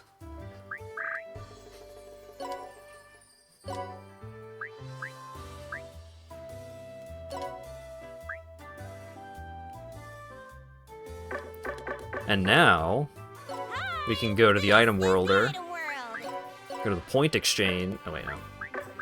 Go to Enhance Item.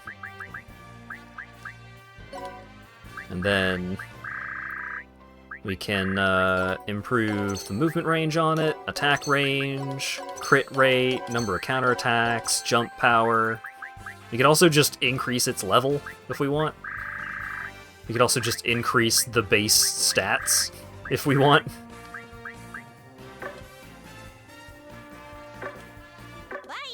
So let's put that on the cat.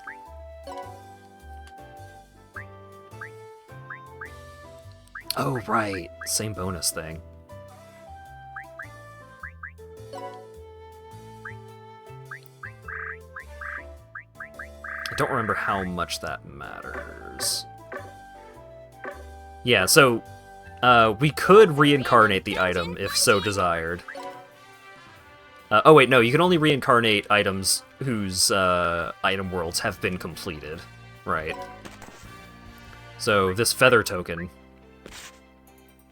we could reincarnate this feather token and carry over the speed growth increase item, if we want. And LP is based off of, like, how well you did the item world. This feather token, I just had the item world research crew go through it for me. So this item is way worse than if I went through the item world myself. But we can still carry over 1% of all of the stats if we distribute the points evenly. Yeah, so in the Enhance Item menu, reincarnate to first generation. So what that means is that you will reincarnate the item back to the way the item was when you first got it. Like, baseline item. If you want to just redo the whole, like, the item's entire progression line.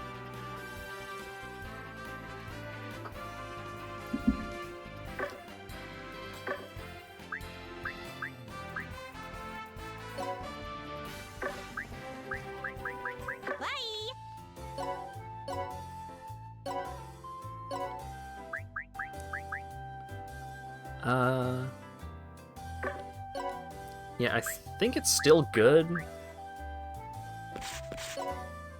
Increase stats by 3%. Yeah, so if I have multiple items with that effect on it, not your number one. If I have multiple items with stats up on them, then I will only get one of those effects. Like, some of these effects stack, some of them don't, I think. But because the base amount of stats that each of these items give me is good enough, it's fine to not get the bonus from both. I'll show you the way, dude. Oh, right, because some of my units got blasted in the item world. Lost lambs. We can go back to the hospital. And now we could pull the gacha 9 times! Woo! We got a star muscle! In order to get the Exodus, we need to pull a Dark Dagger, a Tombogiri, an Executioner, a Vernier Thruster, and a Chaos Orb from the May gacha. God watch over you. Welcome to the general store. What all stuff can I get from the store now? Alright, you can get accelerators from the item store. It's crazy.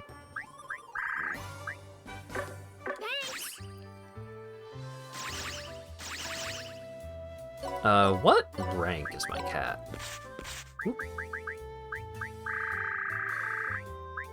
Ooh, my cat is almost a 5-star cat. Exciting. I'll show you the way, dude.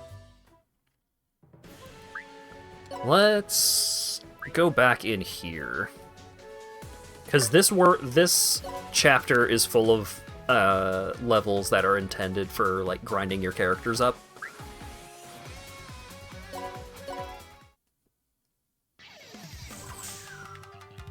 Move +1! Oh boy. Attack power increase, attack power increase.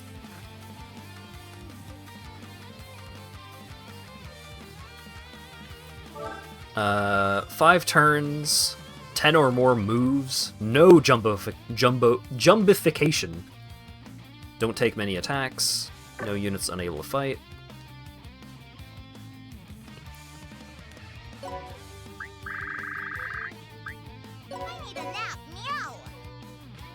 Yeah, there will usually be a map that is just correct to farm. Hi, meow.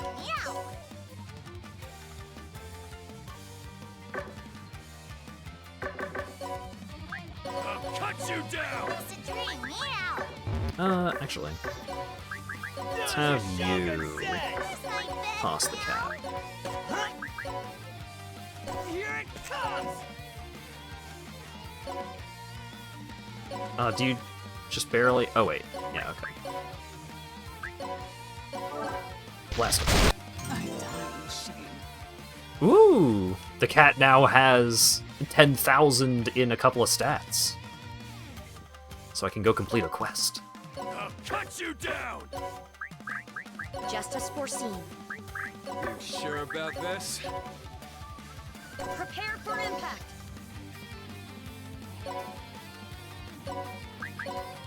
Oh wait,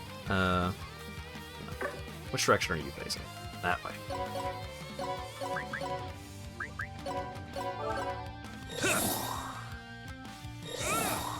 My time. Nice. Ooh, Cross Demon Rush. New skill.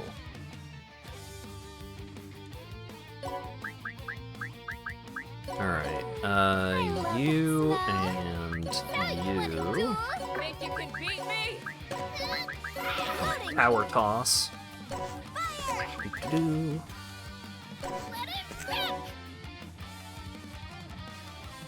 That's not far enough. Hang on.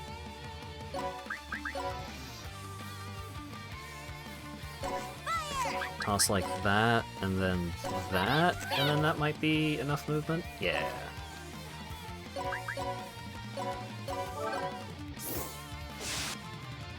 T-pose on him. Accept you. My time. Got him. Your reign will go unmarked.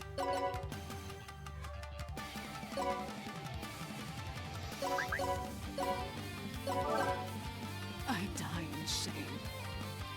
Alright. So you go over here.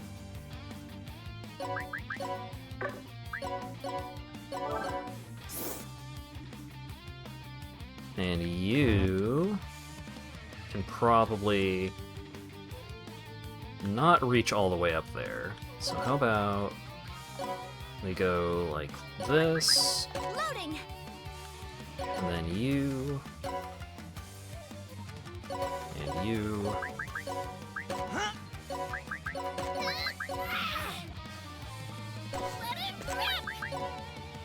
Here it comes! With a post-game like this, how long was the base game? The base game was about 20 hours.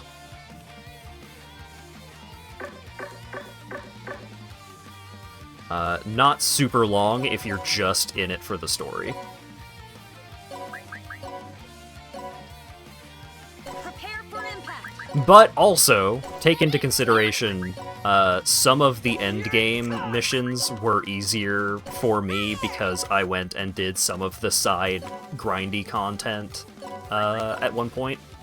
Like, I went into the item world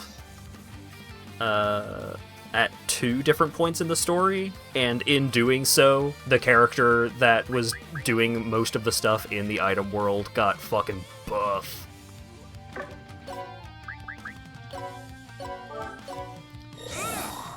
And like, if you're trying to do all of the missions for each of these stages, then it can definitely take you longer to get through them. But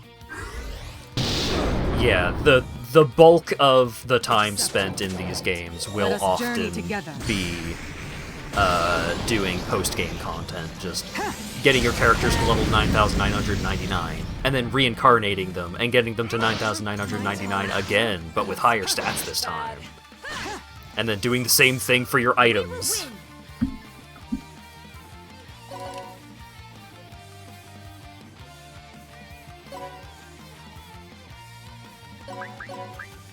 Oh right, Hell mode!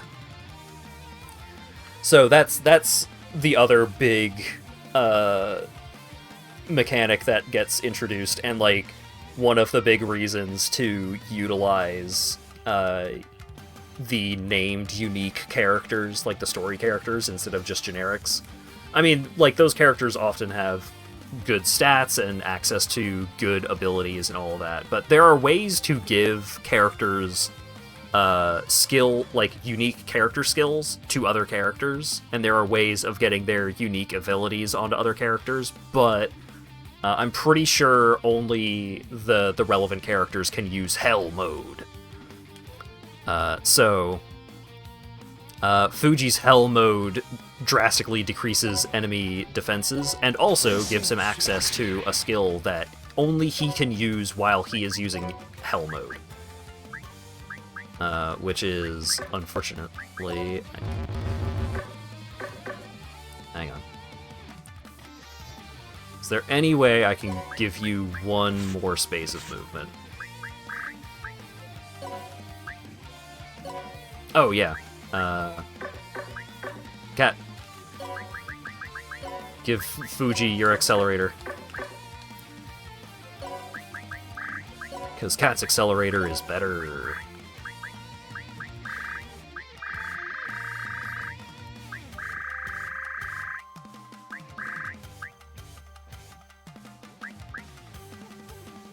Oh, wait.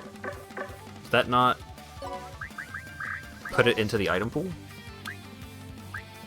How often can you use Hell Mode?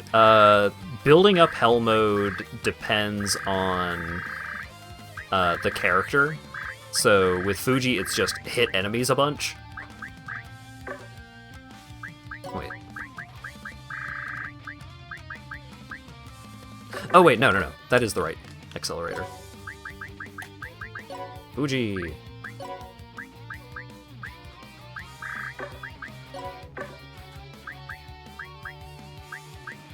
Oh wait, I may have given all of Fuji's accelerators the stat increase as well.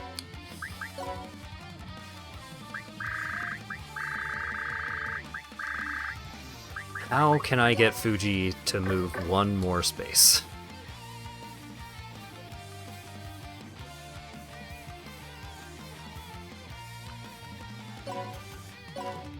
I'll just spend an extra turn. I do want to show off his unique skill because it's cool. Oh right, Higan was also down here doing her thing. What? You frightened? All right, Fuji, do your big special move. Demonic sword. Ansan Musashi! Prepare yourself.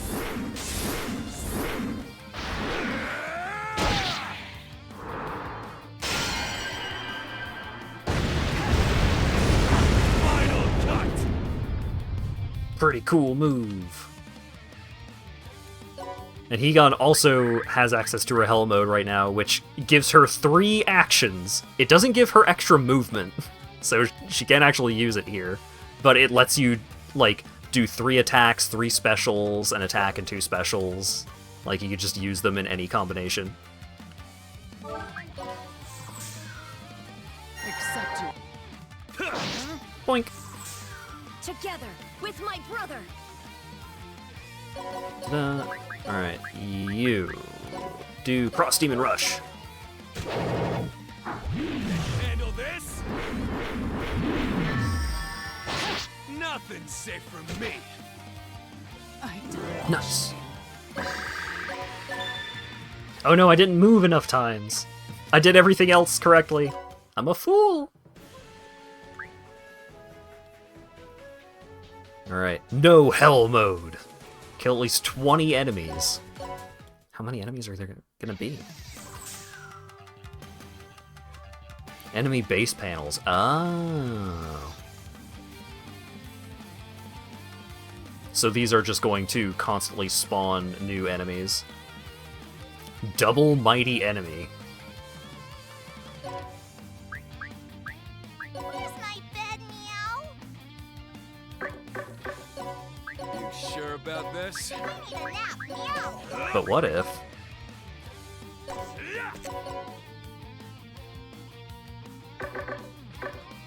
That wasn't enough throw juice. So let's bring you out. Here it comes. And then bring the cat up here. And now do it. Oh my god! It actually lived. How much damage is it gonna do?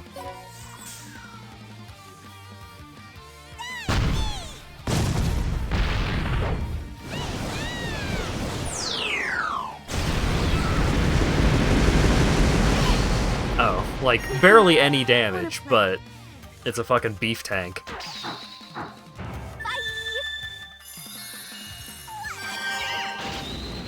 Ooh, coin sword.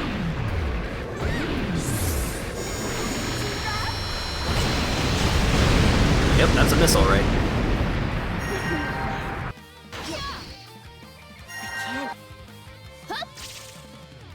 Pretty flowers have thorns. I enjoy just watching the special attacks. Ready to... Like, the elemental spells are cool and all, but there's just... Ah, piece of cake. Oh yeah, Mighty Enemy is just complete immortality. Alright. Yeah, like, the elemental spells are neat and all, but it's way more fun to see, like, unique character attacks.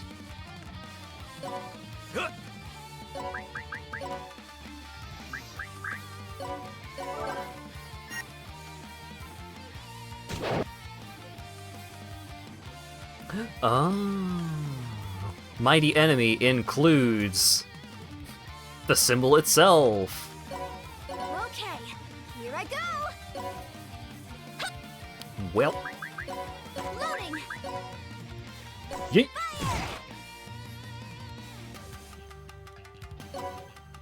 In the name of the Can show you sign. reach that? No. So how about you, and then you toss you. Oh, can't reach because there's enemies in the way. What if you just kill the enemies? You. She failed to just kill the enemies. Enemy reinforcements.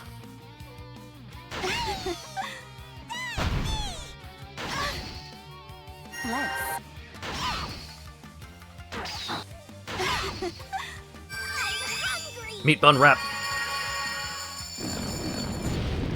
What? Majin Buu, motherfucker.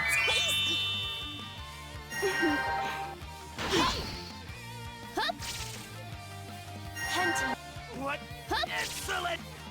Now you'll see my beauty. Oh, goodbye, Fuji. Money. Probably.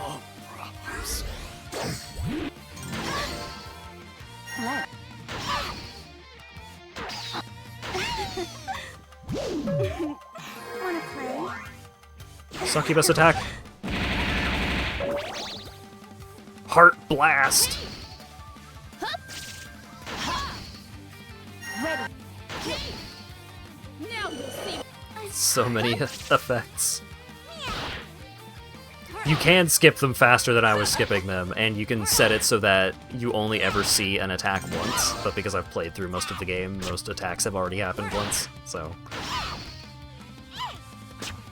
Counter revenge, revenge, revenge, revenge, revenge. Now you'll see.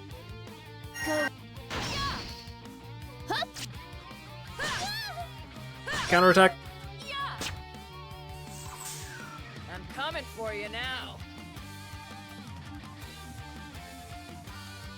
Alright,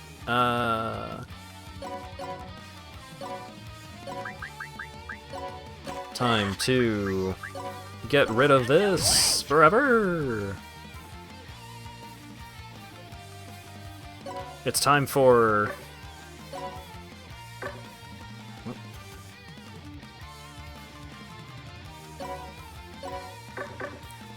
Can the cat not act? Oh, the cat is charmed!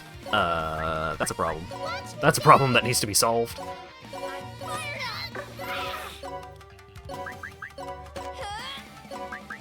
What's this?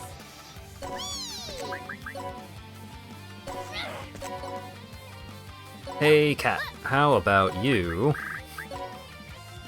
not be charmed anymore?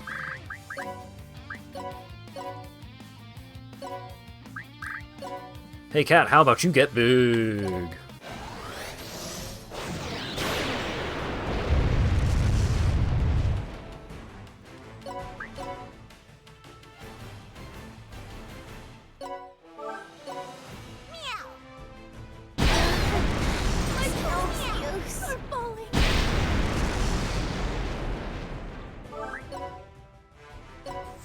Enemy reinforcements have arrived.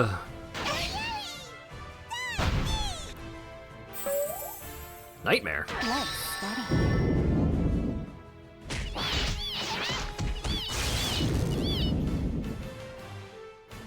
Come here. Crushy meteor.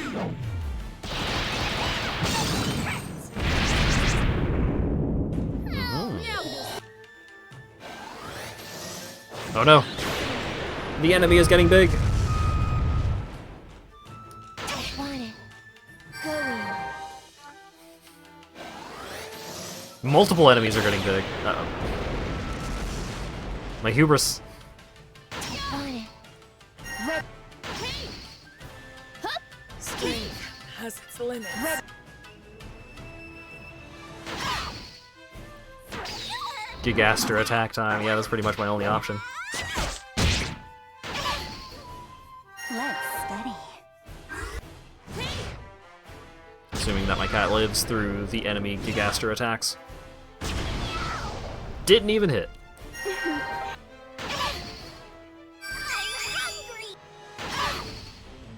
Let's out of ammo. So many of my units have been killed. Kick. Bam! My petals are falling. I'm just gonna let my other units die so that way I could get more pulls on the gotcha machine. Let Ouch! let's. Dad, it hurts. I can't sleep me out. I'm going. Just Yeah, as just- foreseen. Let us pray. You two, go out there. I'm sure you'll do great. Gigaster attack! Kabloom! My petals are falling. Want it. Wanna play? Twin attribute.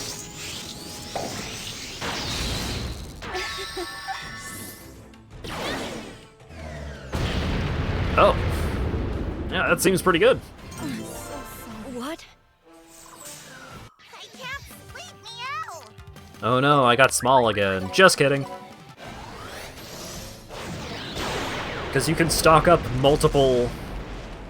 I think you can only have one unit jumbo at a time, but you can have multiple rage bars stocked up.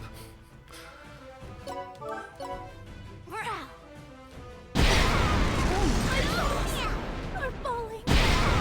Smack 'em. Blast these idiots.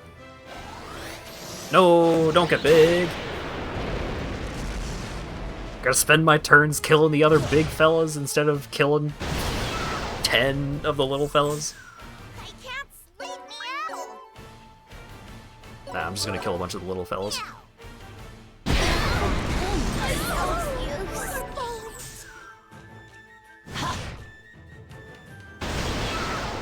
Don't throw balls at me. I can't sleep me out. Alright, this turn. Kill the other one.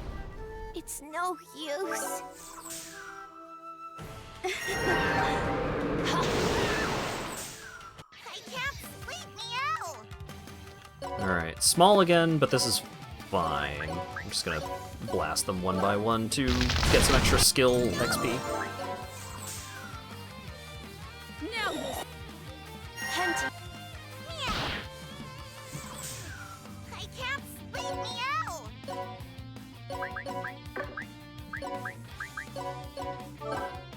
It's no use. Level up!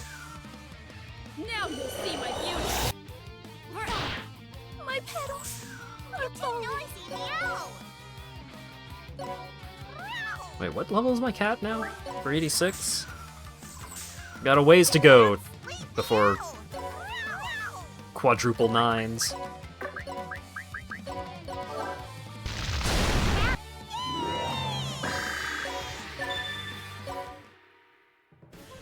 Very few objectives complete, but...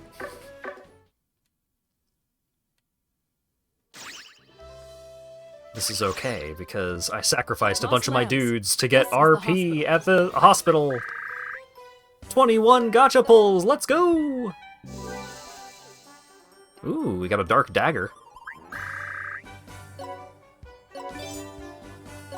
Fascinating as a programmer how high these numbers can go. They're not really pulling any punches. Ooh, quest completions.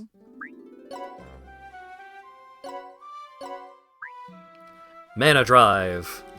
Reward Mana Maniac. The juice bar contains 10,000 mana or more.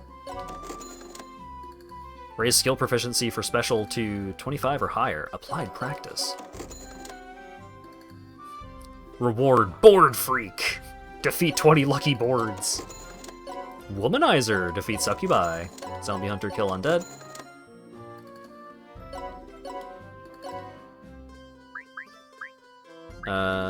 Let's trade in this Soma for a bunch of item points.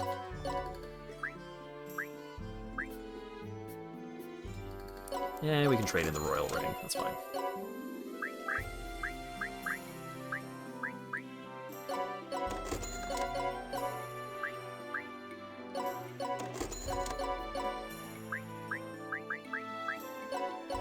Trade in the Chow's Orb.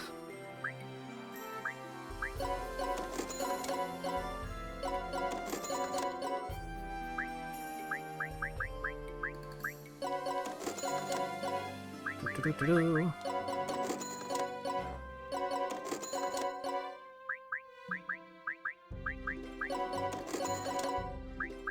Trade in the God Hand. Please come again. Mana Drive Part 3, Skills Taking Root. Looking for a posting?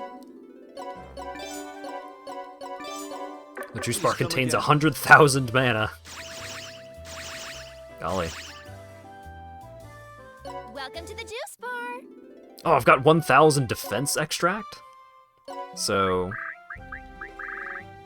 we can just shove more defense points into my cat. Hell yeah. Oh, we've got 4 million XP saved up? Hell yeah. I can use that to upgrade one of my squads. Boot Camp Squad? Boot Camp Squad, or maybe... Juice Bars. Oh no, Juice Bar costs 16 million. Alright, Boot Camp Squad. There we go. Your cat needs all the defense it can get. Yeah, the cat is like... the Nekomata base unit type has good attack, hit, and speed, but its defense stats are pretty rough. Oh god, it's Judgment again. How dare you.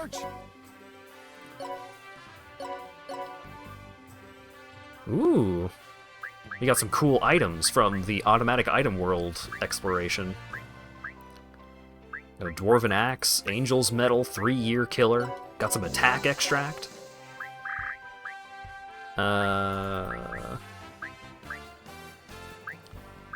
How about y'all go in and explore the Angel's Medal? I'll wait in the shadows. Oh hey, welcome. And then we're gonna shove that attack juice into the cat.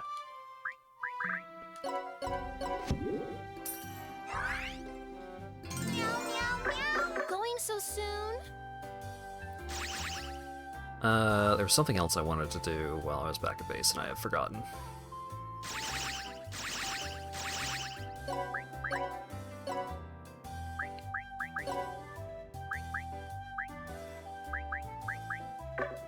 It's kind of tempting to go back into the item world. Because I do want a better weapon for the cat. But also, like, it would be nice to get access to some of the rarer items while I'm in there. Let's do more of these challenges. The specially designed challenges instead of just whatever random shit the item world throws at us. Oh god. Damage 20%. Warp. Warp. Warp. Warp. Ah. Hang on. 1, 2, 3, 4, 5. Oh yeah, we would need a throw range of 6 in order to bypass the warps.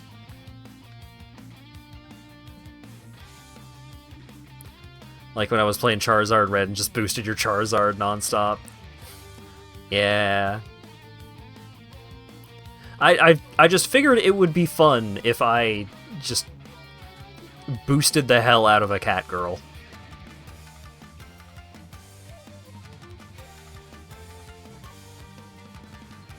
Oh, wait. Return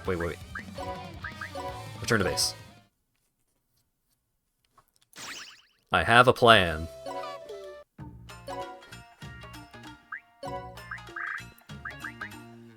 Fuji. I want a better throwing arm. Oh, wait. Even better. Do I have any units that aren't in squads right now? No. Okay, so...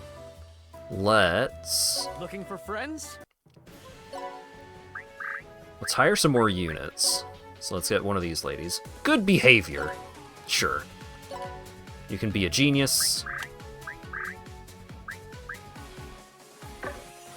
What does Evil Eye do?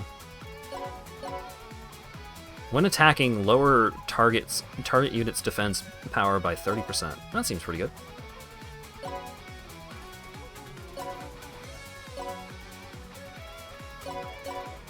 "300-year cheater." Perfect. So let's give you some extra attack, some extra hit, some extra defense. Sure. And we'll start you off at level 1. Rampaging Cow. Let me out. And...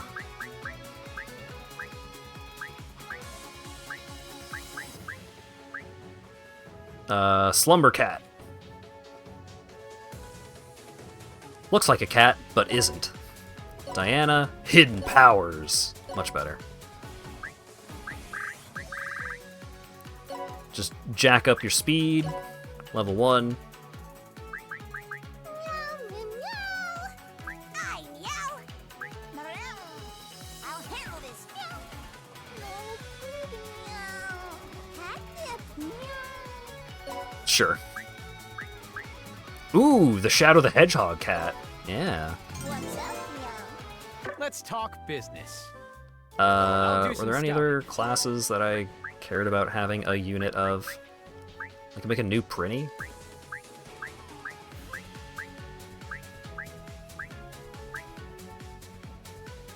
I could make a Rifle Demon? Sure. Cool ghosts!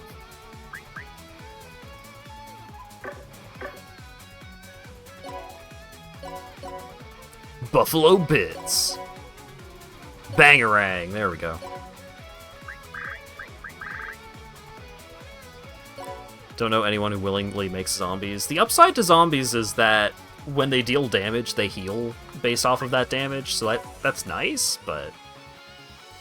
That don't work cheap. Ha! Nay. Use it well. Help me out. Out of here! Raring to go. Let's talk business. Alright, so now I have 3 more dudes. Adjust your squads here. So now we can put those dudes in the voter squad.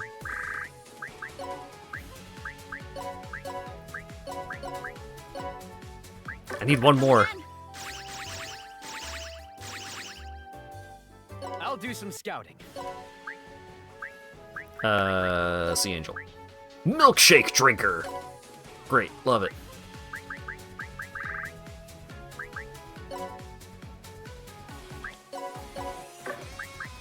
I'm gonna steal your meal. Going. Here, take this. Alright. Talk business. Easy. Is that a There Will Be Blood reference? Yeah, maybe. Adjust your squads here. Okay. Voter Squad. Milkshake Drinker. Get in there.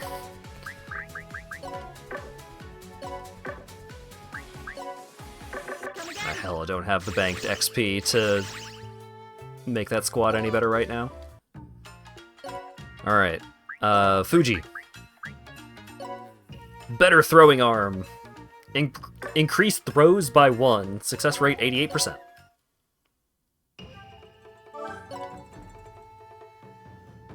Aye. Nay. Aye.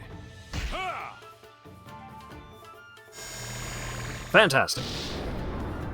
Knew it.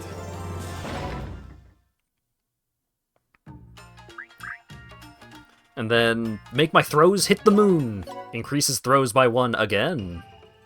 What does turn me into one of those weirdos do? It turns them into a bonus board. I don't know what that accomplishes.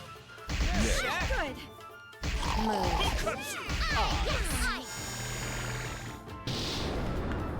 Knew it.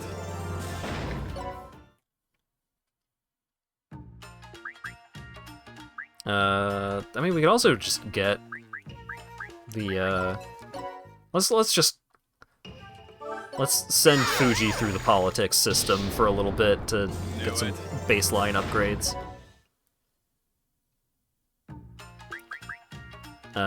Even further. Yes.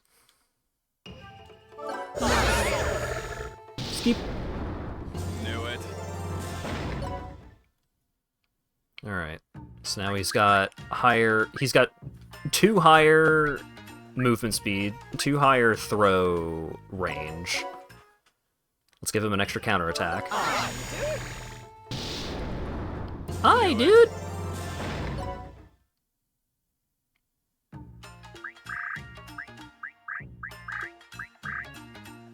And he doesn't have enough mana for more counterattacks. Oh, right. Success rate 1% for this bill to fight the Super Overlord.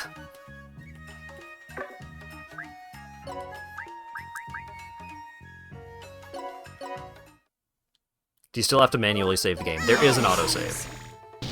But you can also manual save.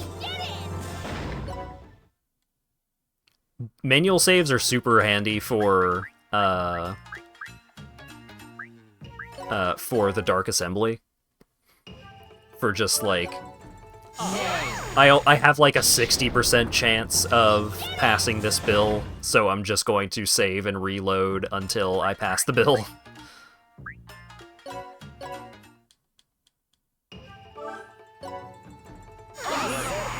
Do you ever have to fight Super Boss Council members? You can end up in situations where you do. If you don't bribe the most powerful dudes in the council, and they say no, and you choose to try and force the bill through by force, then you can end up fighting super powerful dudes.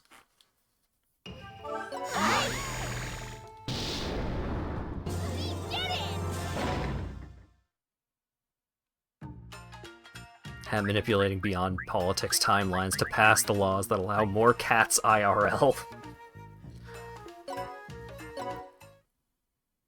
I'm pretty sure I have enough cash to pay for some of these bills if they don't pass on their own. Because these are, like, pretty low-level bills. A lot of the ones that I'm passing right now. That's how you lost your first Disgaea run and hadn't saved in about 3 hours. Oh no. Yeah, you gotta be careful about that. But there's an autosave now, so... Well, the autosave... I don't know when the autosave triggers when if you're just, like, doing a bunch of side stuff all in a row. If you're doing, like, 3 hours of Dark Assembly and, like, exclusively, then... maybe you're shafted. I choose. They love me. The Flatty Squad vote makes me remember how much this game has meant for otakus to spend $40 of their meager salary so they can have a game that they play for 3 years. Yeah, kinda. But they're fun, though.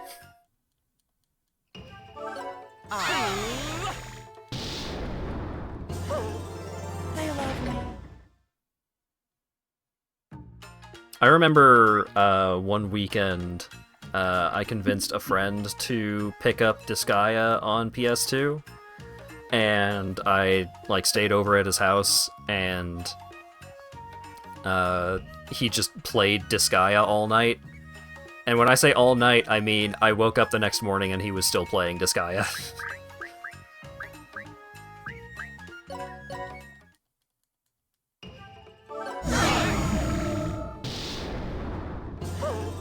That person is me! Yeah, my friend did that a lot. I could never, like, do a true all-nighter. I was never strong enough, but I was witness to many of his.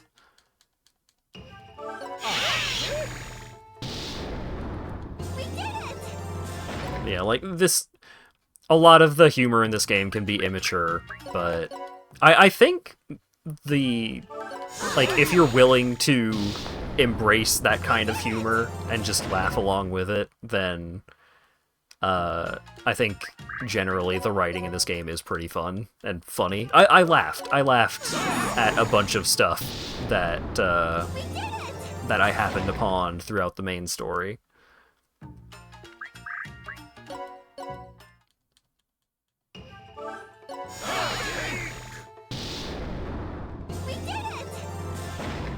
And yeah, if you don't care for the story, you could just skip all of the story and just focus entirely on the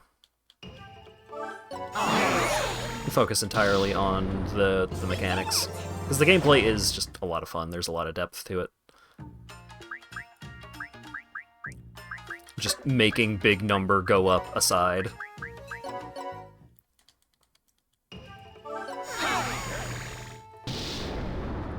Objections here.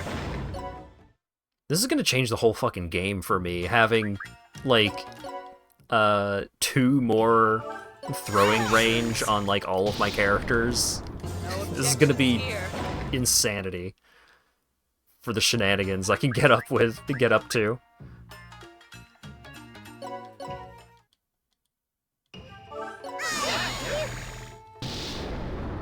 No objections here. Oh yeah, maybe I should also just, like, start a new game and show the first couple of missions to show what the writing is like. See if people...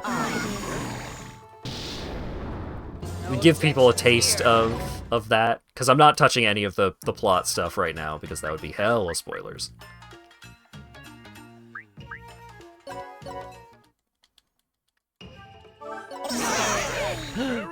Failed vote!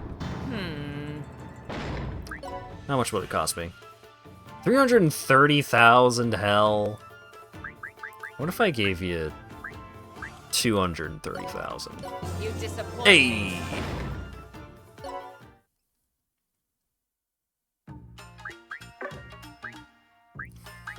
You gotta lowball him. Never take the first offer.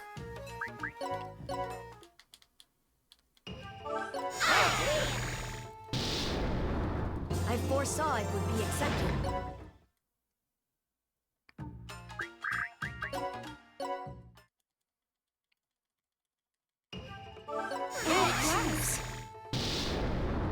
I foresaw it would be accepted. You know what? Let's just go ahead and do that now. Let's take a peek at the very beginning of the game's story, rather than go through another 2 characters worth of bills at the Dark Assembly. I also generally like the voice acting. I think the voice acting is pretty good. You dare challenge me, Hihibana Gendosai, master of the Zangetsu Mukairyu school. You certainly have guts. So, what's your name, boy? I'm about to take your life. You might as well tell me now. It's Fuji. But enough of the chit-chat. Let's fight. Very well. I'll count to 3. As soon as I finish, we shall cross blades. Fine by me. We should let our swords do the talking for us, like real Hinomoto warriors. I like your thinking. That's true Bushido. All right, let's do it. 1, 2... You're open! What? But I'm not done counting. Ah! Check that one off. Why, you little... What about the Bushido Code? Don't you have any pride as a warrior? Idiot. What's a demon doing talking about Bushido? Come on. Winners are heroes, losers are zeros. Everyone in the Netherworld knows that. You! I won't let you get out of here alive! Get him! Everyone! Get him! Oh, so that's your idea of Bushido, huh? Ganging up on one guy? I thought you were the master of Zangetsu. Who gives a shit? Silence! How dare you look down on a sword master of the Udo Shogunate! You'll get what's coming to you! The Udo? because it's like Edo, but you, because because demons. Look down. Man, that's not it at all. I sized you up as filthy rich, and I'm here to take everything you've got. It's my first battle in a while. Maybe it wouldn't hurt to go over the basics again.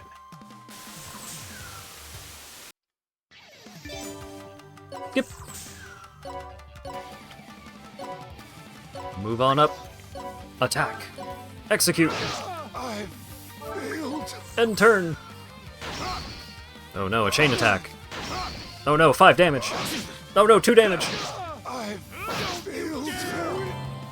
Blast. Stage clear.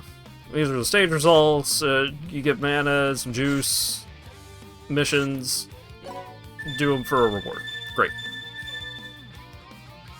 Yudo is so good because it's so juvenile but requires Japanese knowledge to get the joke in there. Every fight ends in a Hot Springs episode? No. So the stage clear image, there's just like a pool of those. Pool, hot spring. There's just like a bunch of different images that could be. And a bunch of them are cheesecakey.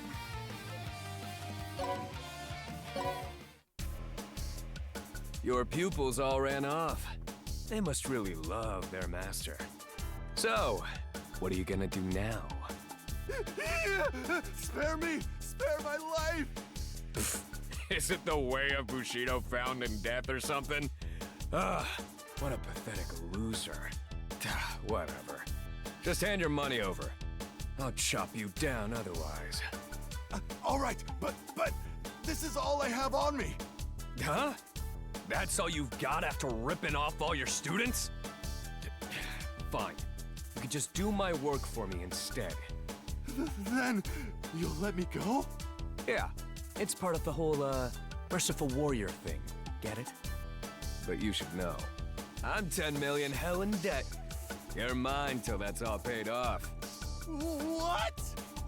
Your timing's great. I was about to risk my life working on a netherworld sardine boat. Thanks for filling in for me. The Hinomoto Netherworlds. What a bad boy. This cluster of diverse netherworlds believed in a highly venerated code, Bushido. The inhabitants of Hinomoto were honorable warriors. Though demons elsewhere loathe honor, those here regarded it highly. However, that's all in the past. Hardly a trace of honor remains in the Hinomoto netherworlds today. Oh no. Their pride, their livelihood, their Bushido. All these were taken from them by a cunning netherworld invader. Our tale follows a girl who adores Bushido, and a man who despises it. Now they must join forces to fight for their beliefs. Episode 1. The Hinomoto Otaku and the Wayward Warrior. Oh my gosh, it's the classes of those 2 characters that I've been using. The My Demon Samurai movie was so amazing! He sacrificed himself for the princess he loved! Hinomoto warriors must be upstanding individuals! Ahem. Miss Perilica, your enthusiasm aside, we will soon be arriving in Hinomoto. Whoa! Finally! I'll set foot in the land of my dreams! Hinomoto! Oh, right! I almost forgot! My father says proper greetings are the basis of Bushido. I have to greet everyone taking care of me on my nether ship properly. For my how you doing presents, I made my special fluffy puffy fluff cakes. My Hinomoto manners are impeccable. Looks like a Maple Story background. Yeah, it kinda does. As attentive as ever, Miss Perilica. Your success with your apparel company is undoubtedly due to your gentle nature. Ah, Piton! I'm not that amazing. Anyway, it's time to make my rounds. Ah, that reminds me. Once you've finished your tasks, you may inquire at the general store. The Rosen Queen Company is aboard for a business trip. I'm sure a visit to them would be much appreciated. This is another ship. There's a bunch of stuff here. Use the left stick to walk around. Oh wait, the shop is open right away. Okay. I don't remember what you unlock for completing the first chapter. Okay. This is the Dark Assembly, but it's not open yet. Here's the fluff cakes. Come back later. This is the Item World Research Squad. Whoa. You'll make a great wife for somebody. I'd rather make a cool samurai than a wife. You look tired. Have a fluff cake. Aw, thank you. I'll do my best to schedule things better from here on out. Still need some time. The juice bar is undergoing final inspection. Inspections are important. Have some fluff cakes. Ah, I can see the drinks. Is this what you call theft of a bimbo in Hinamoto? I think you mean left in limbo. It's after hours. The Netherworld Hospital. We're not ready yet. Having medical staff is very reassuring. While we're fully stocked, we've not made any progress in implementing a point system. We're not open yet. Sorry, we're not open yet. Preparations are going smoothly. I brought you some fluff cakes. You're just like your dad. Reminds me of the pancakes your dad made. Oh, my dad made way better pancakes. I will master both Bushido and pancakes. We're getting ready, Meow. Hi, Miss Perillica Meow. Preparations for the battle facility using the Netherworld network are progressing as planned. Should be a nice change of pace. I heard the Hinamoto Netherworlds isolated themselves from other Netherworlds, but I'm glad we still have internet.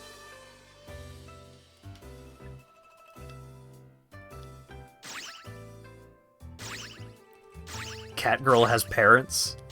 Yeah. You're early. I mean, not here, but theoretically. Here for training? We're not ready yet, but I can help if you want.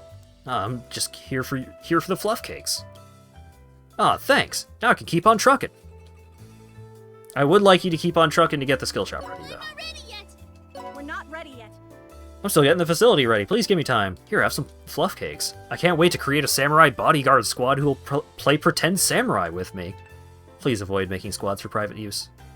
Looking for something? Thank you for the patronage. We are the Rosen Queen Company special pop-up. The Rosen Queen Company is the general store in all of the games.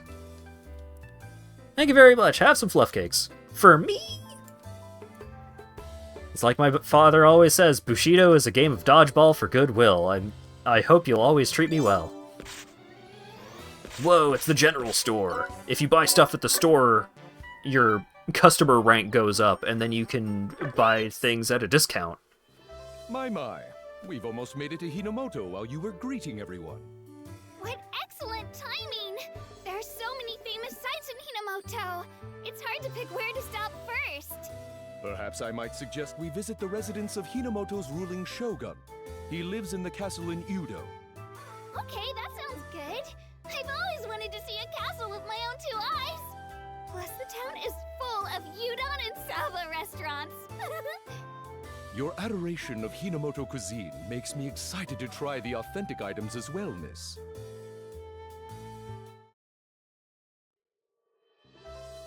Please speak to the Dimension Guide to travel. You'll be sent to whichever Hinamoto Netherworld you wish. After connecting there, you may find yourself in trouble, so it may be wise to stock up at the general store.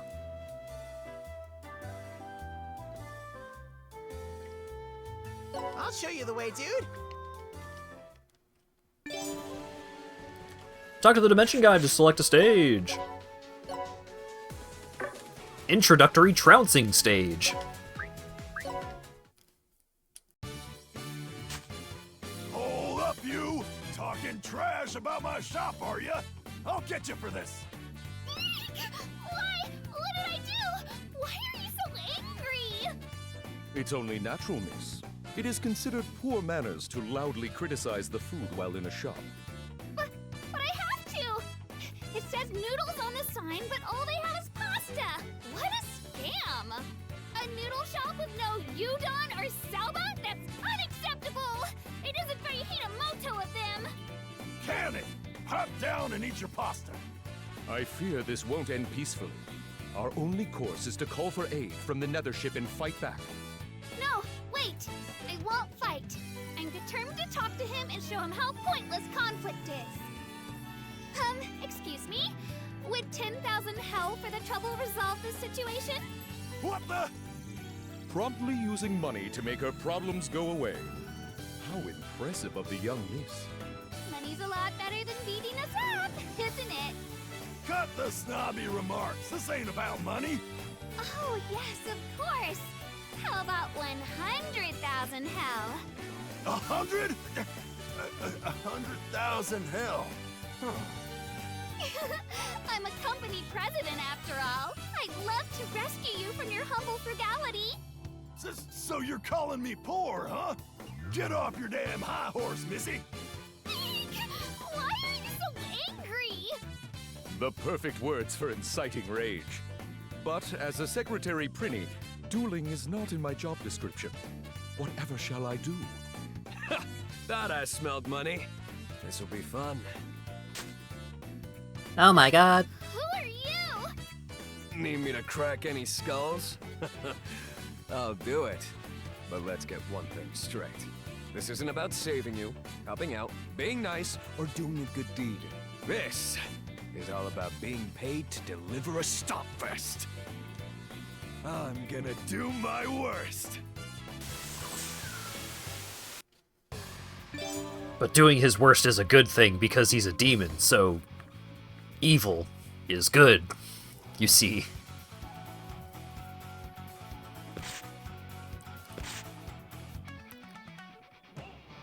Oh, right.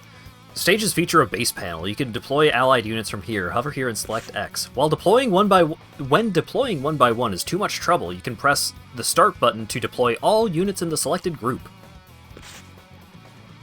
You can deploy up to 10 per battle.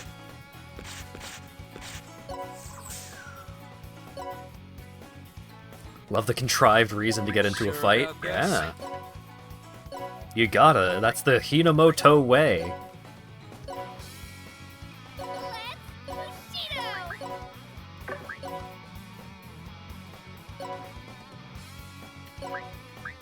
Let's handle this.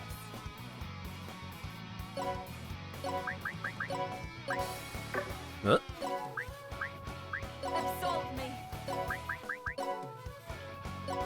Going, dude!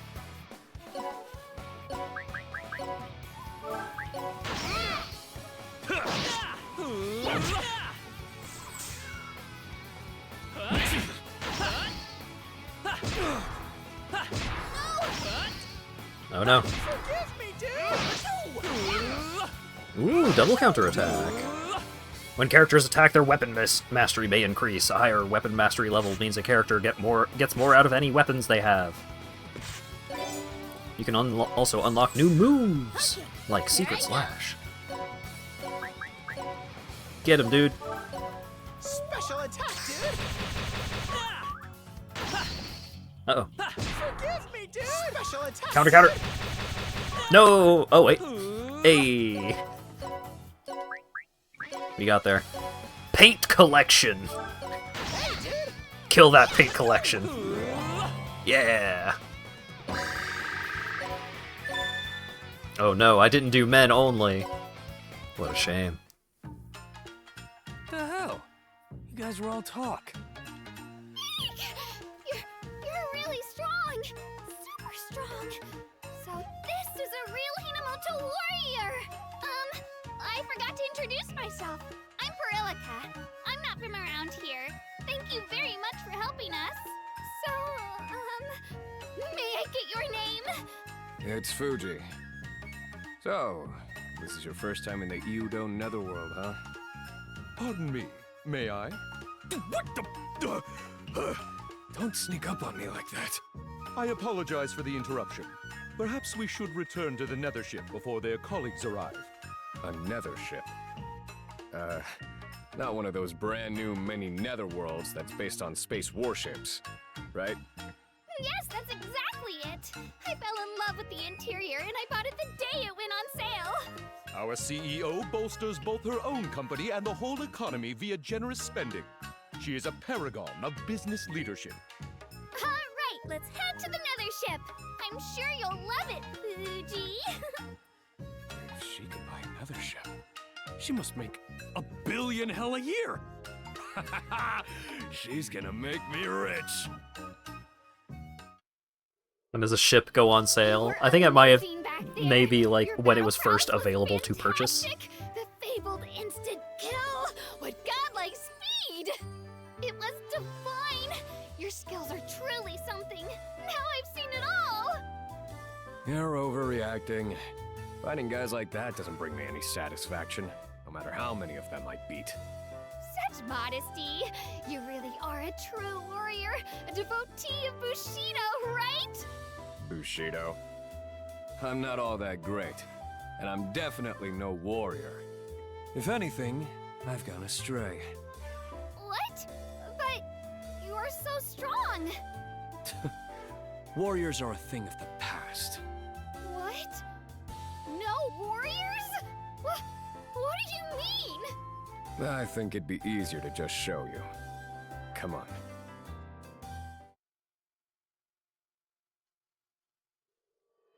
The Netherworld Hospital is open!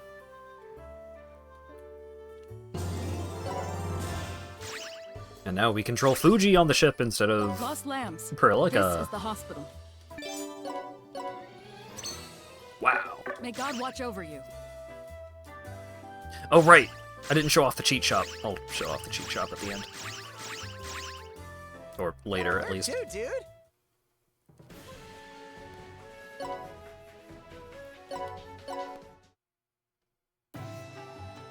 Have mercy! Mercy, I beg you! Just a tail! Just a sardine tail is all I ask! Aye, you lot! If you want to eat it, you must break at your backs for 24 hours! What is this place? These people look like starved zombies. And just look what they're being forced to do. Those are your precious warriors. They lost their jobs, so now they have to grovel to the shogunate for scraps. Huh? What are you saying? Warriors are prideful and haughty people. Even when hungry, they act stuffed with pills. I think you mean stuffed to the gills. You sure make some funny mistakes. Anyway, the world of the warriors is long gone. What you're looking for only exists in picture books for children now. But why did that happen? How did it come to this? How could this happen? Why did this happen? Demo door opener. Everything went off the rails after he came to Hinomoto. I'm Doug Demodor, opener of the Dimsdale Demodor. Demodor opener? Work, you warriors! No lollygagging! I got a hot date tonight in soggy Netherworld! We're eating sushi! What a lout! Such awful work conditions! I can't wash anymore! I must rehabilitate that official! Hey! Don't be an idiot! Huh? Hey! Who are you? Don't say a word! I know that long ago, you also were a good person, but something wounded your heart. Perhaps you wanted to feed your parents steak. You worked so hard to afford it, but then they told you they were vegetarians. What? Oh, but the steak's the best! I don't need that crap. Veggies over meat. Screw beef. Give me a leaf. Such bitter irony. What a meaty tragedy! Of course you turned to evil. That's all right. I accept your sadness. Hold up! That never happened! What are you talking on about? There it is. Miss Perilica's special ability. Her super positivity. The hell does that mean? She conjures up a sad backstory to explain why someone would turn to evil and sympathizes with them. It's fearsome. She's just delusional! Fuji, let's rehabilitate them with true Bushido to show this tragedy's ringleader the light!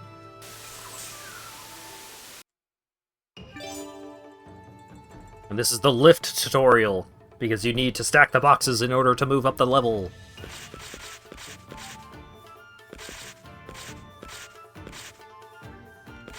Oh, right.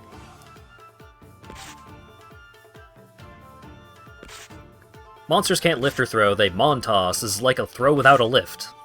When throwing to allied monster characters, units will be thrown will be thrown in where the monster unit faces.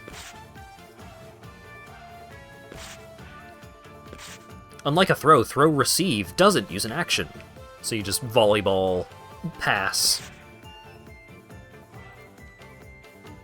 When the same enemy unit stacks up due to a throw, they combine and become stronger. They form an extremely strong unit that combines their 2 levels. 5th, when you throw Prinnies, they explode for some reason. Just trust us. I'll cut you down! And then... Let us pray. And then... and then... Incoming. Can you move onto that? No, too high. Your life's mine, dude! Let's move you... there. And then you grab the double box, move that like that, and then you pass to the Prinny, and then the Prinny goes wow, and then we got a staircase. Fantastic.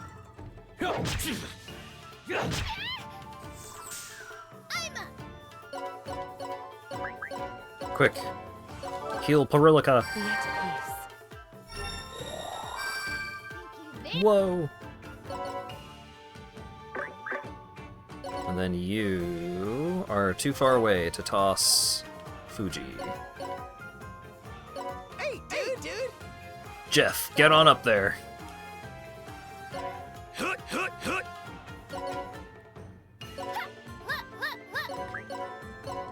Homer?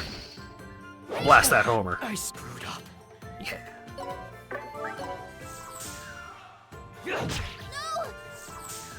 You're not getting away. Hey, dude! Dude! Excuse me. As best I can.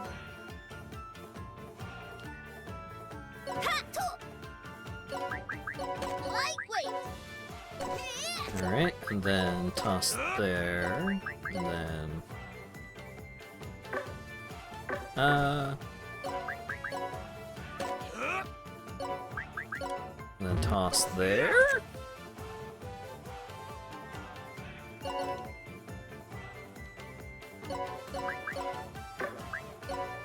So, blast him. I screwed up. Oh, I know what I should do. So then, over here... grab that box, and toss it in that general direction.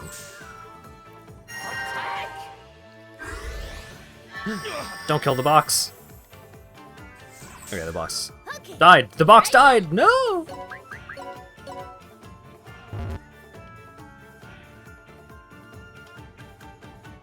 I got this, dude! Lightweight.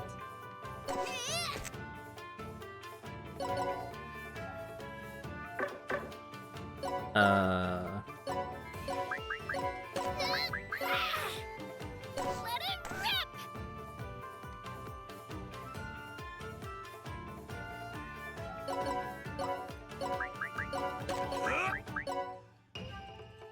And toss that like that.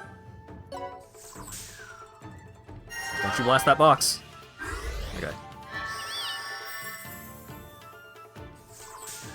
Here I go, dude! Alright, so you move up there. We'll move you over here. Do a heal, and then you can go back to where you were. So we don't have to actually commit to that movement. Oh, dude! And then... you can toss that over there, and then... upsy daisy.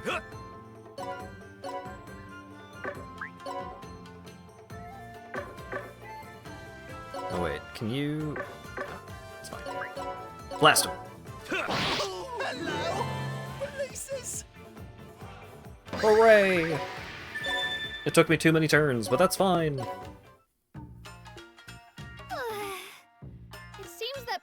Bushido truly is endangered after all.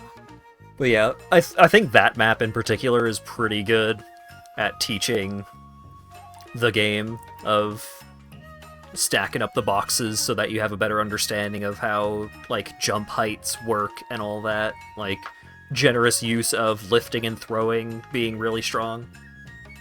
It encourages good habits. Endangered? It's long dead and fossilized, lady. It's a shame I won't meet a real warrior, but no use in lying over spilled silk, as they say in Hinamoto. Wait, you mean crying over spilled milk? Exactly. We can't do anything if it doesn't exist, so I'll just focus on enjoying Hinamoto's traditional cuisine. Traditional Hinomoto cuisine. You won't get that no matter where you go. What? What are you talking about? You saw it yourself. That noodle shop only had pasta, right? All that unique Hinomoto tradition and culture you talk about fell out of fashion a long time ago. So, I came all the way to Hinamoto, but I can't eat tempura, sushi, or miso soup? All that cred, spec, and beers for absolutely nothing? Just get it right already. You mean blood, sweat, and tears. If you care so much, why don't you go see the Shogun in Iudo and complain to him directly? Excellent idea. I'm sure, no, I'm positive that deep down, the Shogunate wants to restore Bushido and Hinamoto's culture. It'll return in no time once I've convinced them. We're off to see the Shogun! Good, good. After all, I need you to make a scene, so I can make some cash. Oh, sneaky bad boy. He's scheming. The scout shop is ready. Fuji may be strong. I'm sure some battles will be difficult to handle. Whoa. I'll do some scouting. What do we got? Let's hire...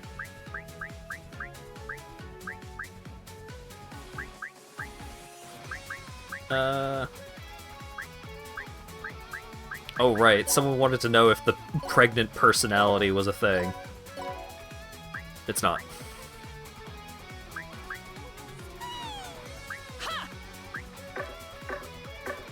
Tragic.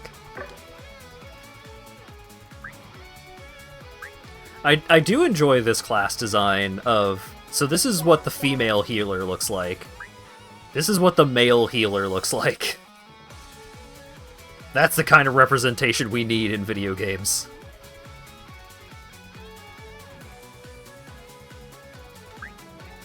Each of the humanoid classes, there is a male and a female version of each. And they are generally similar, but sometimes they'll have slight differences in, like, their stat aptitudes, their weapon mastery levels. So, like, male warrior has a B rank in axes, while the Valkyrie has a B rank in bows instead. So, slight differences between them. I don't know if this guy was introduced in... if the male thief was introduced in this one, or if this design was in this one. I don't know, but I enjoy this Ape Escape looking motherfucker.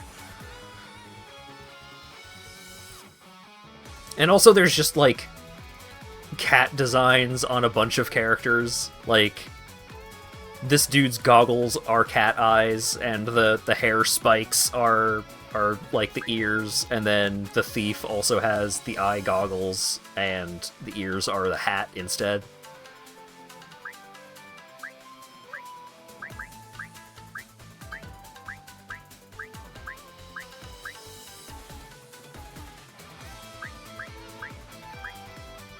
Oh right, my red mage on my main file, that I got the randomized name America, and then, like, never used her. How about a skull? Jameson, Cody, Brant. 236 plus P? Professor Judo Chop!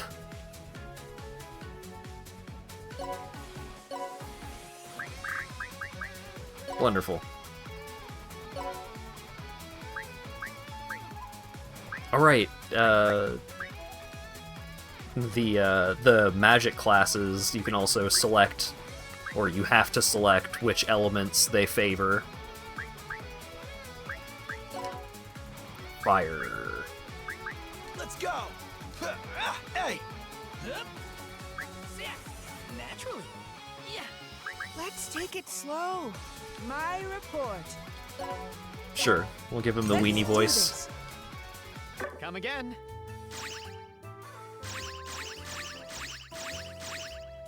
I'll show you the way, dude. Dude!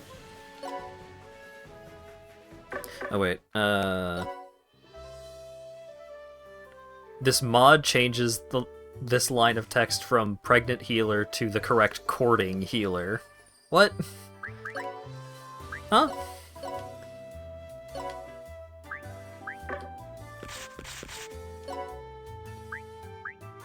Was there like a weird translation thing in one of the games that I'm unaware of?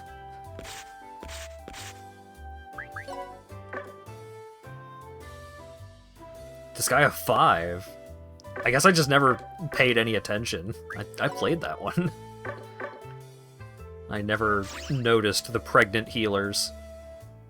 Oh yeah, also, I like Fuji's design. I think he's a cool looking dude, but also, he's got a tail! Whoa! Actual tail!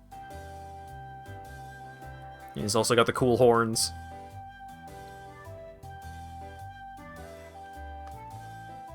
I'll show you the way, dude.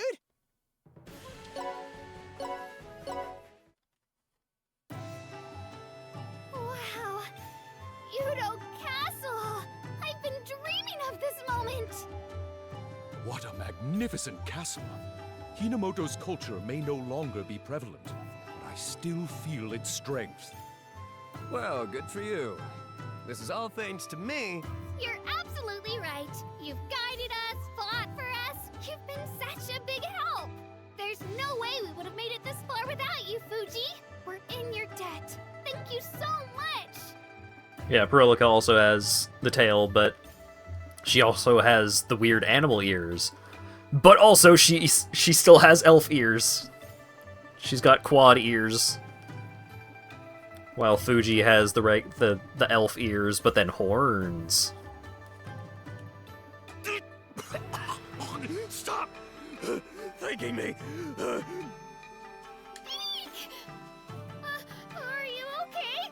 What's with all that blood? Don't get close to me. Don't be nice to me, and definitely don't thank me. I'm allergic to empathy. You're allergic to empathy? I've never heard of that. How does that work? I'm a demon. It's not exactly weird. Friendship, love, and compassion skeeve me out. So don't ever thank me again. But you helped me. Of course I have to thank you for your kindness. Thanks a billion. Didn't I just say I hate kindness? Are you doing that on purpose? Fuji's voice actor is pretty good. Huh? But you're guiding us. What's not nice about that? You'll see soon enough. Hey, you've got visitors. Huh? What's this? Look at all these people with weapons! Heading straight for us! Intruder alert! Intruder alert! Geo effects! Stages feature things called geopanels and geosymbols. These are known as geo effects. They have all kinds of effects. Same color panels. Hover over a panel or open the general menu with triangle and press R3 to view the active effects. You can throw them around and do combos. Yo, check it out. They introduce these right away. Yeah. And they use them right away. It's a big mechanic in this game. Excuse me. As best I can. I'm going. Jerry! You gotta destroy the geo panels, Jerry. You sure about this? And then, Secret Slash. Let's go! What a loser! Omaiwamo Shinderu.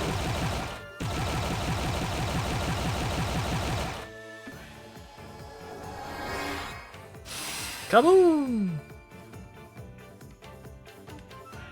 So yeah, didn't attack these enemies at all, but the Geo chain brought them down to that much health. Oh wait, I know just what to do. Come quietly. Your fate is peeled. Object Permanence. Good name. Object Permanence and Dandleton.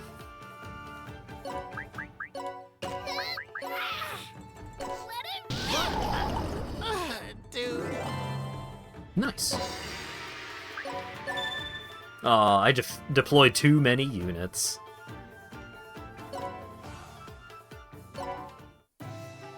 Goodness! That was close! They would have definitely captured us!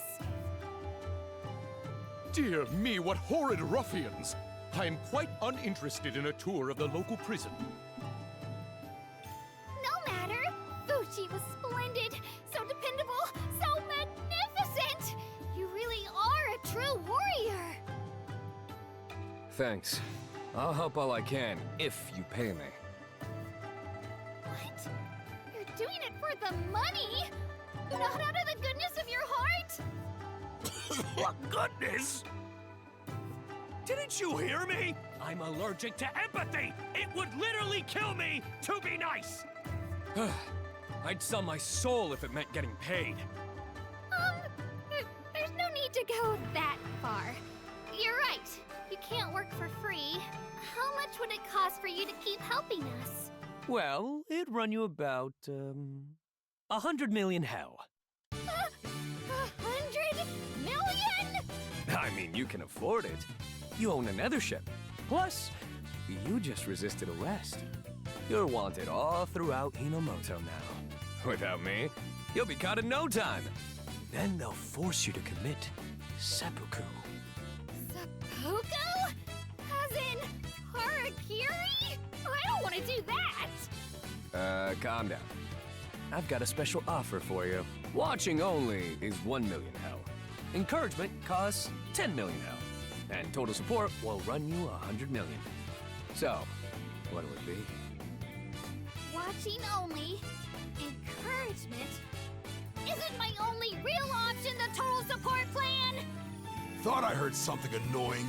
So all that squawking in front of the castle gate was... you guys! Big spiky man. He's finally here, huh? Yudo's very own guardian devil. Big Bull, the protection magistrate. Whoa, magistrates. Lost lambs. This is the hospital. May God watch over you. Good thing these palace guards are level 1 like you are. Hey now. Surely they'll get harder for this one. Which will also be extra hard because I didn't actually level anyone up in the last stage. What is that?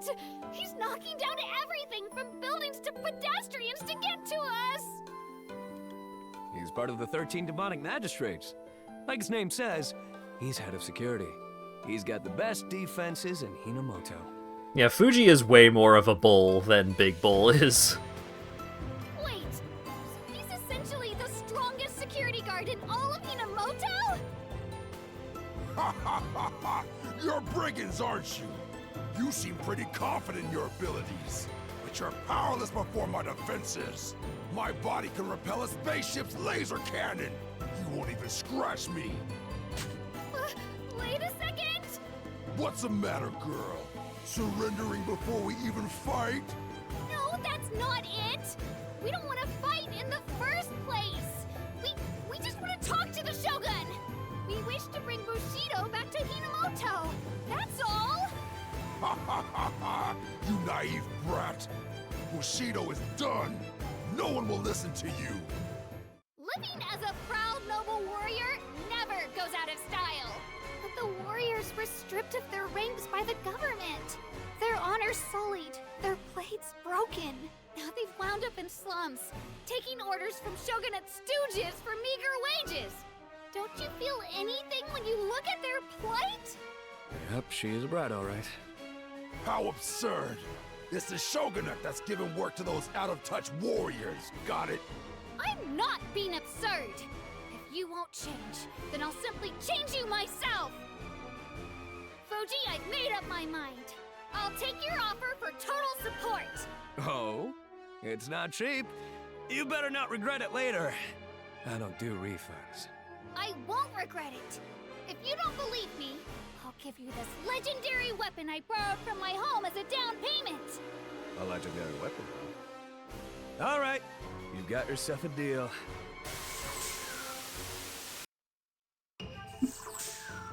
Whoa, legendary weapon, what could that possibly be?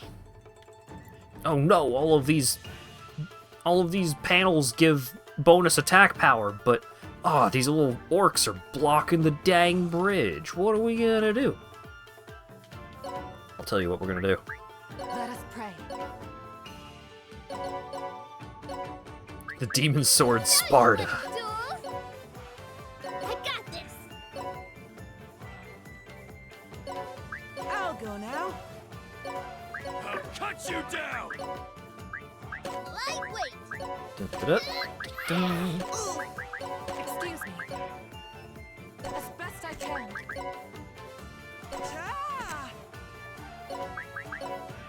Let it rip. It's not gonna reach. Alright. Jeff. Life's mine, dude! Montos. Oh, dude! Bigville looks like a demon bad guy from a 2005 fantasy webcomic that's meant to look like a manga. That's very specific, but I know exactly what you mean.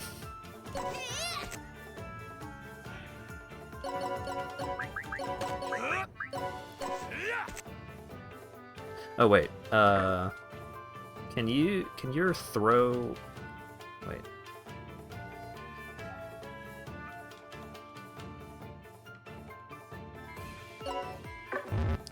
Why is it not letting me...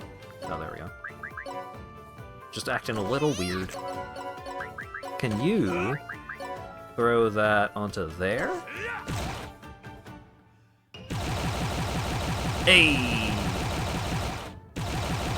Yeah, there's tons of quality of life in this. They let you, like, takesies backsies on throws. They, like, let you throw in any direction. Like, it's great. They got me. Goodbye, Dr. Judo Chop. I am so sorry. Goodbye, whatever your name was. And your life! Special attack, dude! Great job, Jeff.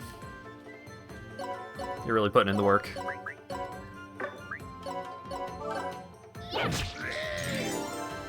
Spiral Blast! What? Level up! Whoa, if you level up, your characters get stronger. Whoa! Isn't that crazy? Let's go!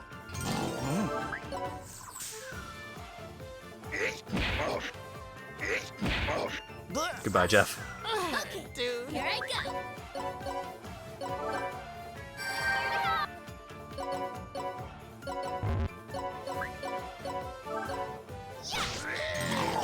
Nice, nice.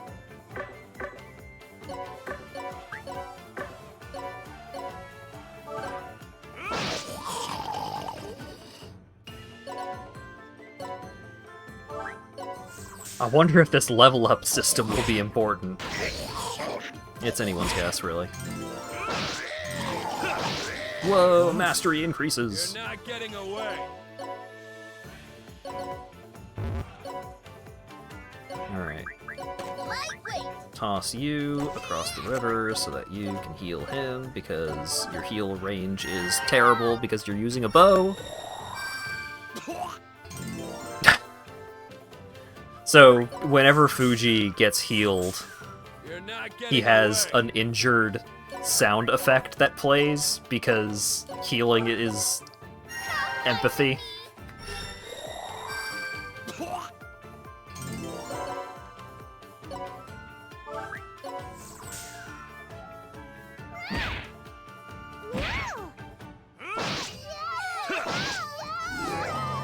Blasted. No units unable to fight. Yeah, about that. My units were quite unable to fight. Here you go, Fuji. This is the legendary sword, Kanzan Musashi. Kanzan Musashi? This sword's one of the 7 founding weapons.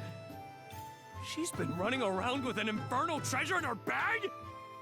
Hey, this is no ordinary legendary sword. It's been missing for years. How did someone like you get it? Just... who the hell are you, Perillica? Well, Whatever. This is a good enough down payment. Fuji, wait! Something strange is happening to the sword! Whoa! It's ringing? This light... This is a sign that Fuji has been accepted as the wielder of this infernal treasure. Why do you know that? Infernal treasures are weapons that house a soul. One must resonate with them to be chosen as their true wielder. P-chan, why do you know that? Fuji has been chosen? So this is fate, huh? Fine by me. I'll cut you all down! Yeah, probably unimportant. I'm sure it's nothing. Time to go heal everyone at the hospital. Also, I don't have the gacha unlocked yet, but, I mean, it is points towards it for when I do. Watch over you. Where to, dude? Dude!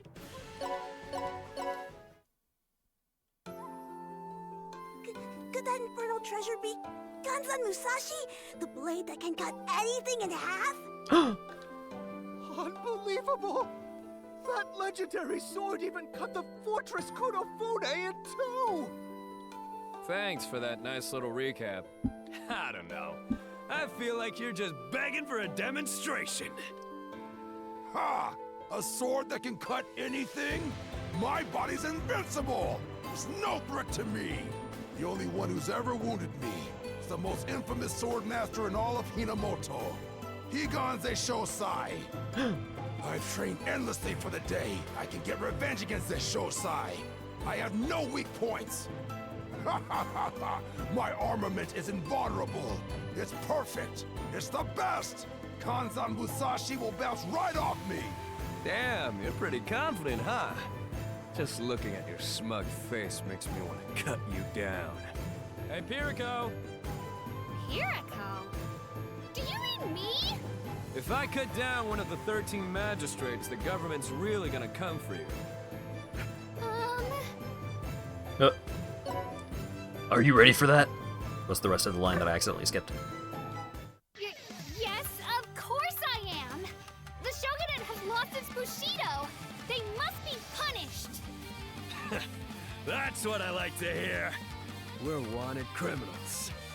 So let's do our worst! You have acquired the infernal treasure. With this, Fuji can now enter Hell mode. They can enter Hell mode during battle to boost their stats. Some specials can only be used during Hell mode. They're extremely powerful, but watch out! Hell mode may end abruptly. Charging conditions will vary per treasure. Fuji needs to defeat enemies to fill the gauge. Hell mode will either end after a set number of turns or when the mentioned special activates.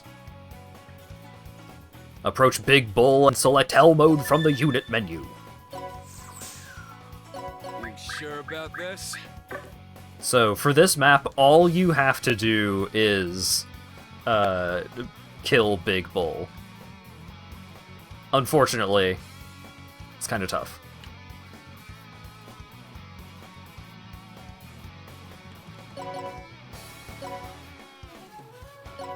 Bro only has 124 defense. Fuji only has 61 attack. I got this. Absolve me. You gotta give him hell. You're so right.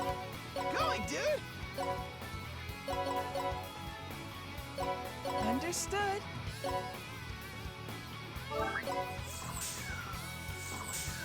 Your raid will go unmarked.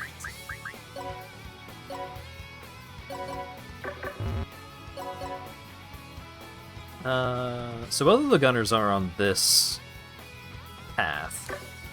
And without certain specials, gunners can only attack in a straight line. Gunners have longer range than archers, but their range is more limited.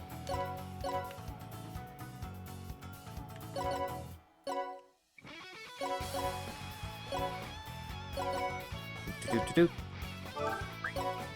I didn't mean to end turn. I'm a fool. Nothing's safe for me.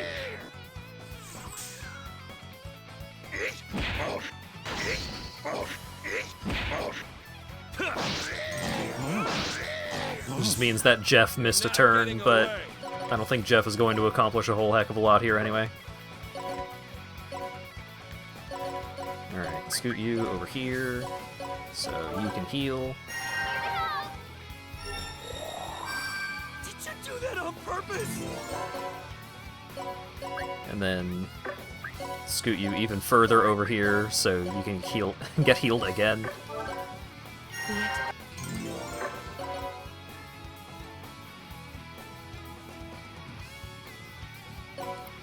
If you hang out like right here and just defend, how's that gonna work out?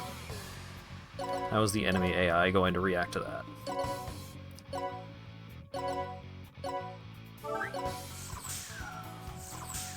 We are going to do nothing. Alright.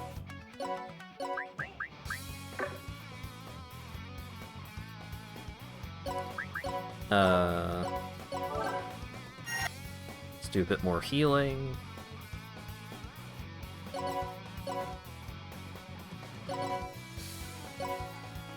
I think what we might be able to do here is lift, lift, throw, throw, and then blast the geo symbol. The DM is the height. So, like, the water is at 22 DM, this platform is at 46 DM, and the numbers below that are coordinates. Demon meters, that's probably literally it.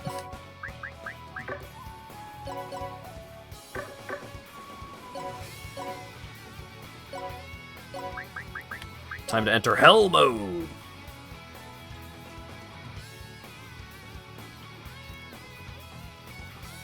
Decimeters isn't as fun. This ain't cheap.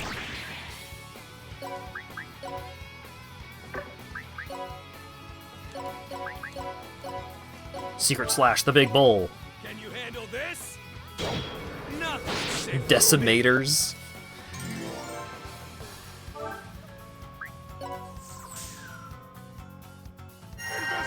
Giga Ice! Why do you get a Giga Spell? Oh, did nothing.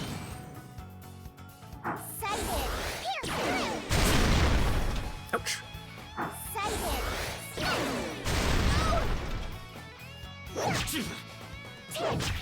Oh god, stop. Let's do this.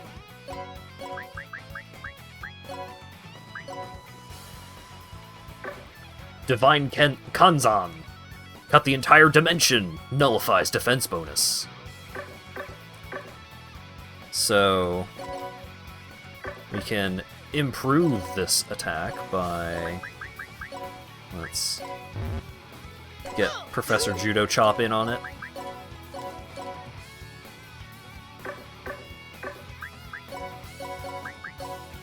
So you cast fire. You...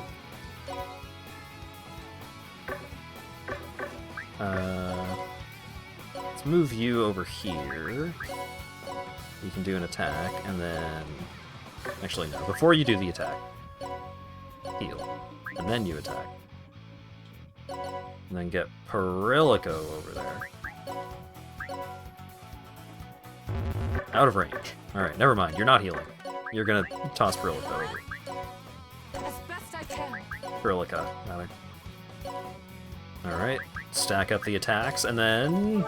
And then do the special. This will hurt. Wow, cool 0. Mastery went up, though. Demonic sword! Hansan Musashi! Prepare yourself!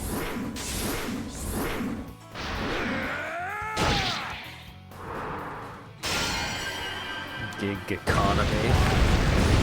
Final cut! This Yay! my defenses. I did, I killed Big Bull. Wow!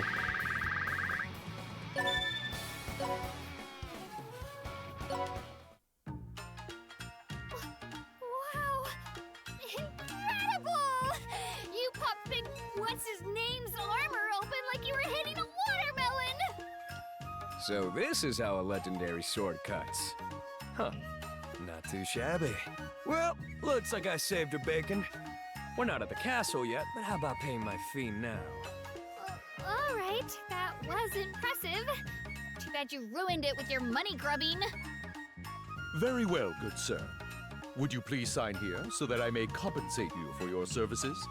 You want my signature? You don't need this scrap of paper to give me my money. This is a basic rule of business. I beg your understanding.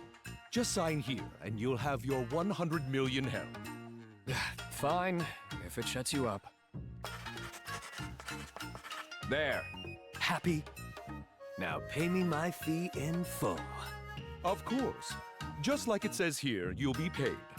Once Miss Perillica has achieved her goal. What are you talking about? Contractual agreement. Contractor, Fuji. 1. Payment will be made upon achieving goal. 2. Until then, contractor will obey orders. Bro didn't read a 3-line contract. What the hell? You tricked me, you jerk! My, whatever could you mean? I thought you fully understood the contract you were signing. Who reads those things? What's that goal it's talking about anyway?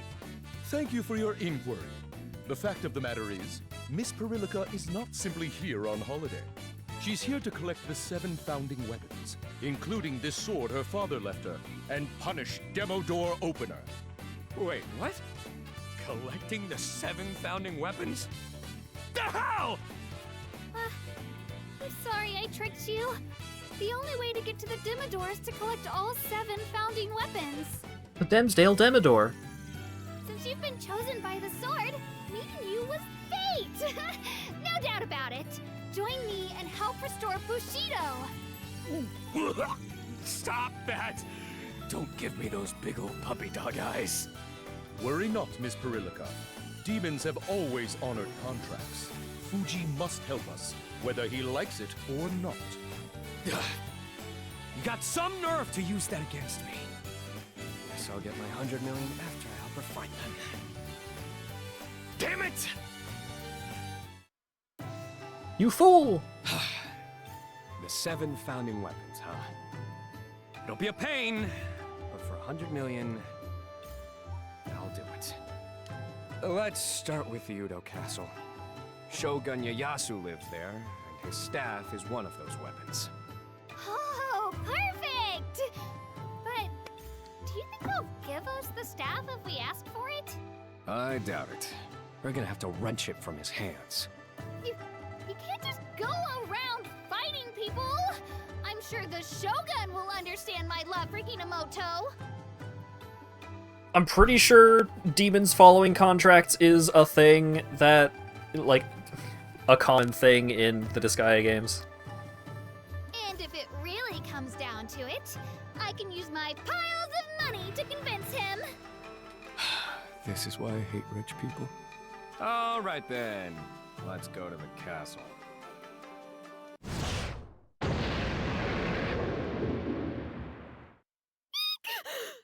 castle!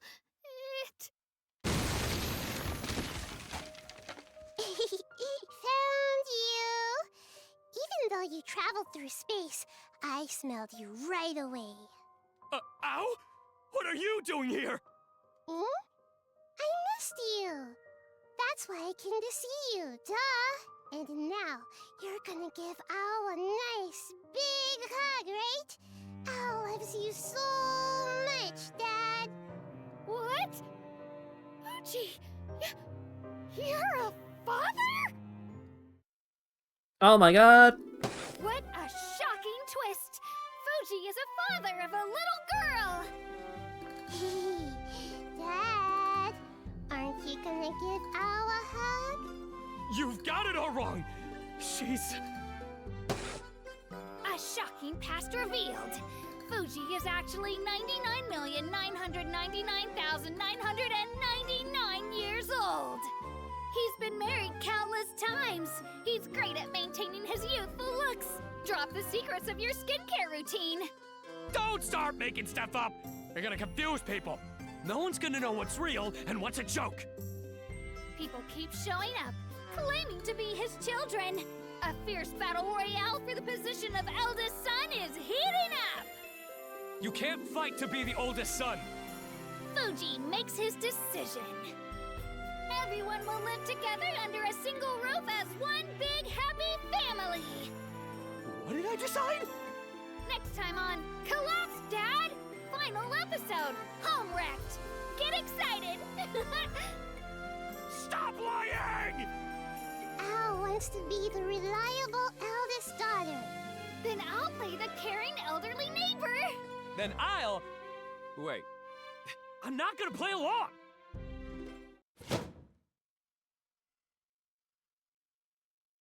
So that's what the writing of this game is like. It's very goofy. Yeah, like, and I think that that little intermission story is like one of the worst. Some of the intermission stories are incredible. One of them is a Kaiji parody, and it is drawn in the style of Kaiji.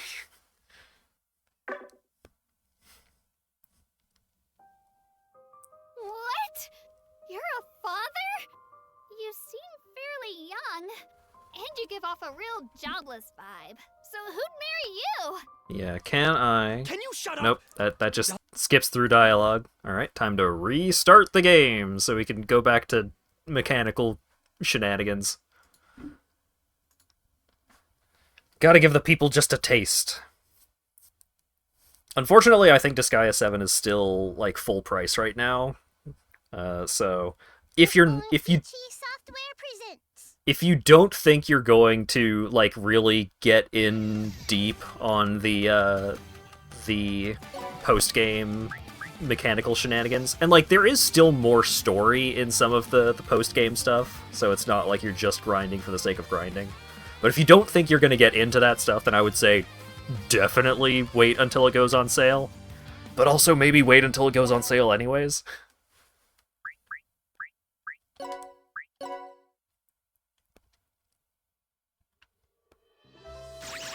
Woo! Triple jump! Right, cheat shop. This is the cheat shop. Want to fiddle with netherworldly stuff? So the cheat shop lets you futz about with a lot of stuff.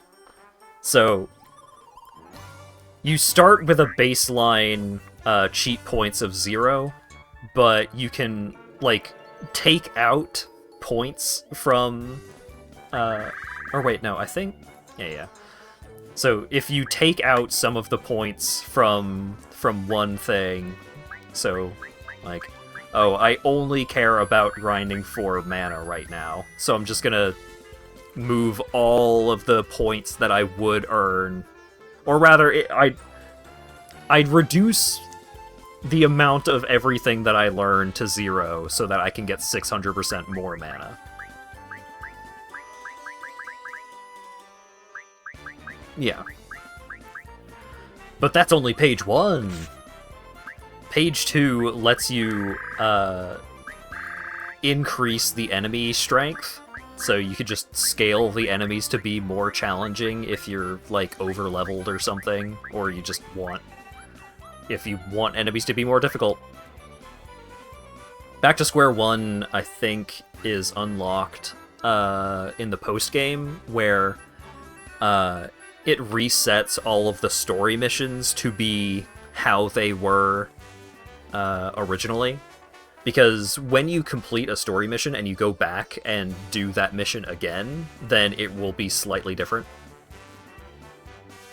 So you can use this to do that again, or to do the original version again.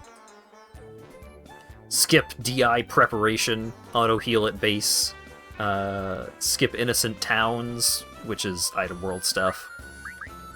Auto-heal at base just automatically makes you do a full heal on everyone at the hospital anytime you, like, leave a map.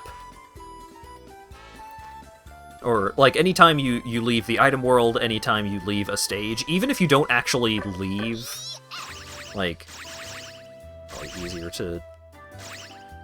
So, like, you go into the Dimension Guide, you go into a stage. When you finish the stage, you are sent back to the Dimension Guide menu. When you do that, it will still automatically do the heal at a hospital thing. So as long as you've got a bunch of money, then you don't really have to actually come over to the Netherworld Hospital once you have that option unlocked. Yeah, you missed me going through Chapter 1 of the story mode.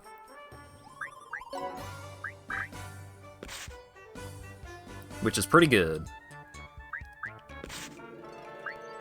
Squeaky sandals. Which just changes the sound that you make while you're walking around. Everyone is a bomb, which makes everyone explode as if they were prinnies. Here's a bunch of options that just make it so you get none of these. Just turn this on and you will gain no XP, which is different than reducing the XP percentage in this menu. It's just, no, you get no benefit. Turning it on won't do you any good, so if you're not sure, please keep it off. Yeah, it's just challenge modes. And you can set things up to auto-sell. You can sell it. You can automatically sell any items of specific types or rarities that you get for either hell or points. Do enemies level up with you? No.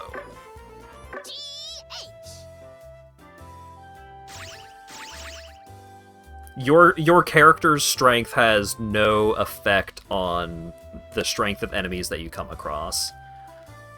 In the story mode, every enemy has a set level and, like, within a certain range of stat distributions. Like, they can be slightly different, I think, but it's generally the same. It's just that item world, the enemies will scale based off of the base enemy level of the item and how many floors deep into the item you are.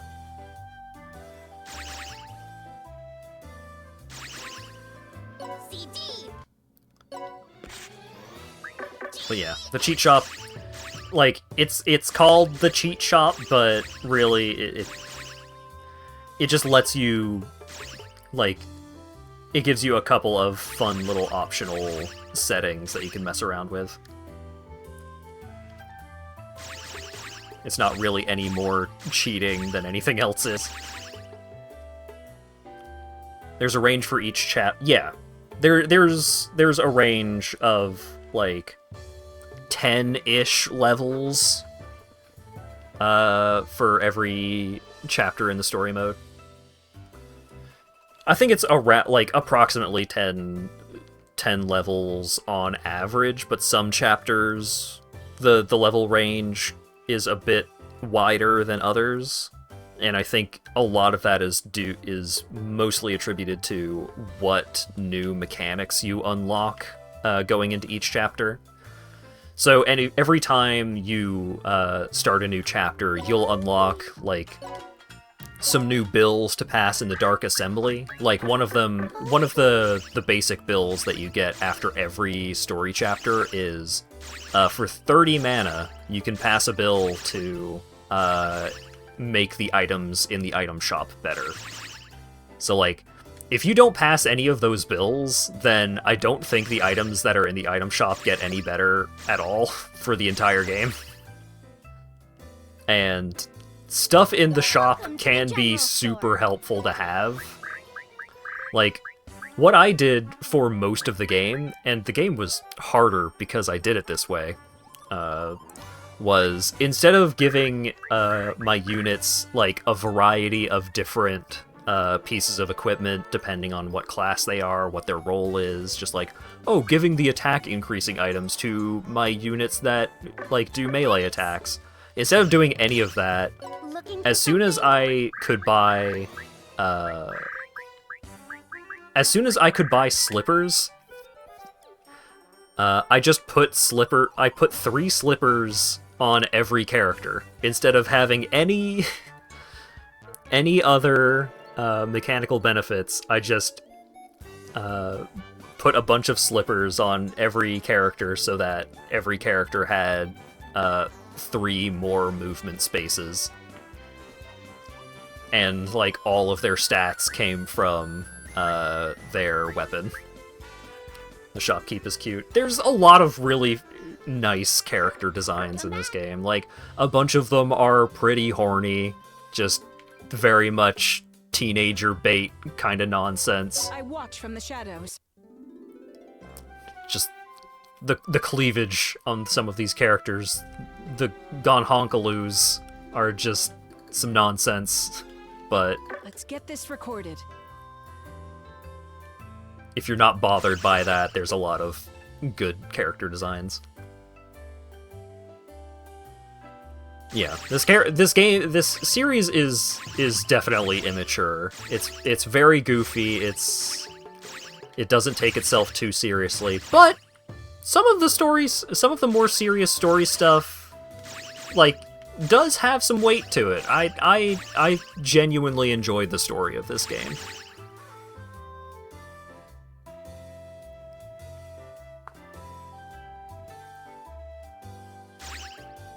But yeah, the story is fun. I like the gameplay a lot, so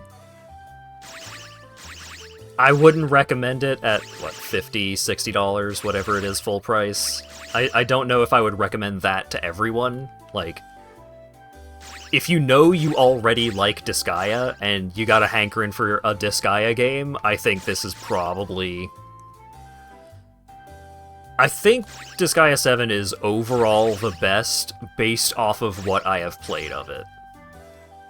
Because Disgaea 1 and 2 are more limited in the mechanics they have, so, like, you know, oh, the games just get way overcomplicated, and it's like, yeah, they do. But that's part of the fun. Part of the fun of this series is just seeing what all shenanigans you can pull to make the numbers as high as possible. How much of the story is things going wrong due to the actions of the protagonist of the previous games?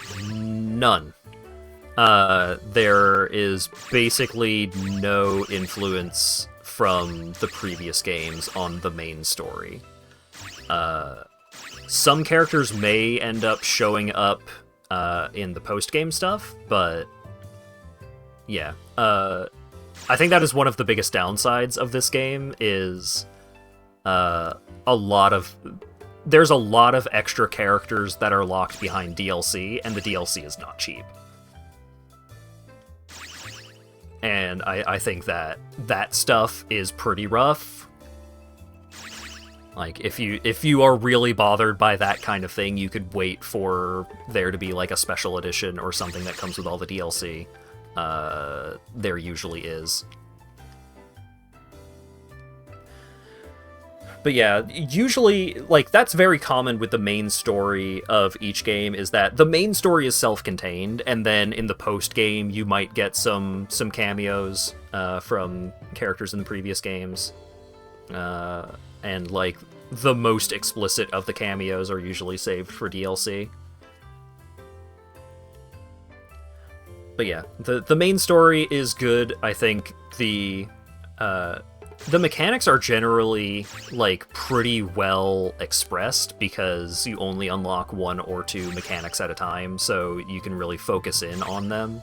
And if you don't want to focus in on them right away, then, like, by the time you get around to actually messing around with certain mechanics, then you will probably have ways of, like, making them more appealing to, like, really delve into.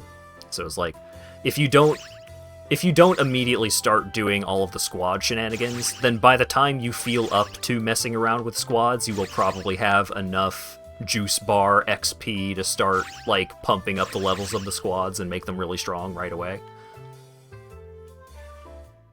There's not much that really feels like you are ever missing out for not immediately engaging with any given mechanic, I suppose. The one word of caution that I would give if you are interested in trying this out, which I generally recommend. I recommend Disgaea 7. I think it is the best the series has been since 1 and 2. But if you are interested, only use the item world when you are really stuck in the story, because the item world makes you drastically stronger.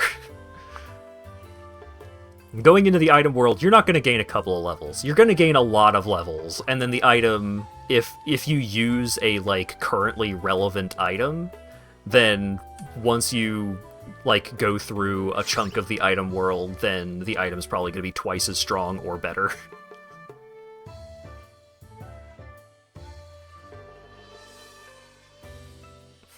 It's the hyperbolic time chamber. Yeah, the item world is a big power boost. But also, if you're not sure if you are interested in playing a Disgaea game, like, you've seen what the core combat is like. It's a tactics game, right?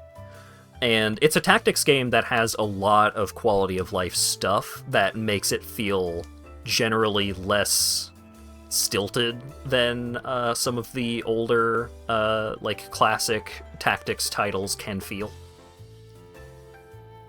And the geo panels add a lot of fun strategic depth that you can use, because sometimes it's like, oh, these geo panels are giving attack plus 50%, but then, like, the enemies are getting that benefit, but I will also get that benefit. And so if I just, like, throw my character over the enemies that are blocking all of the panels that give the attack boost, then I can attack them from behind with the 50% boost and just blast them.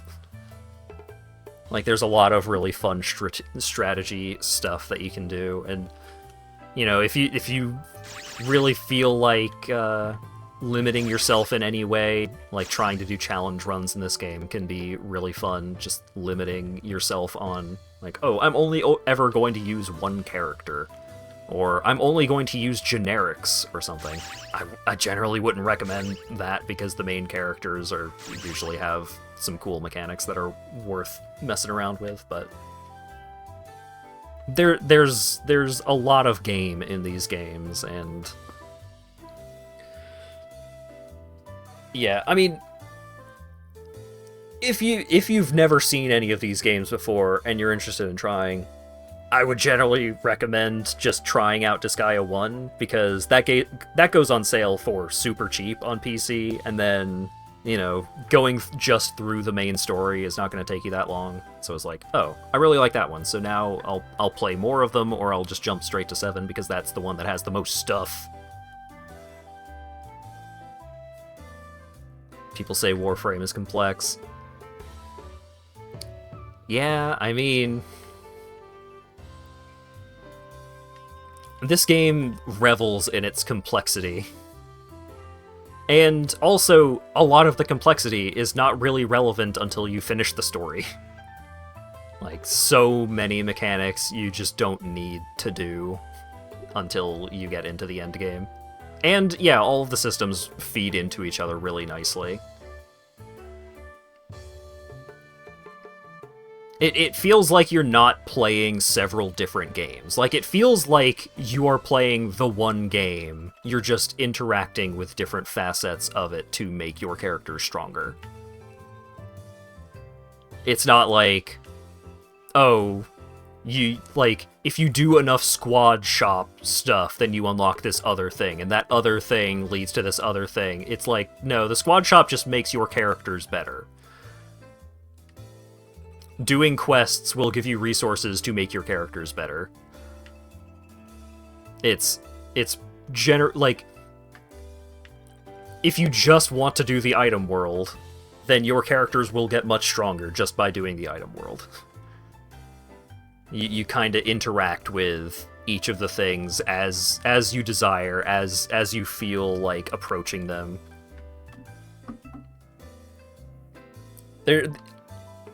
As far as, like, your progression through the story and just your first experience throughout the game will be, I feel like it is generally well-paced. There are 2 boss fights that are, well, yeah, there's a couple of boss fights that can be some difficulty spikes, and usually there are ways of getting around those if you're clever, like using weird geopanel interactions, or just, like, tossing a character to just orbital strike the most important enemies. Yeah,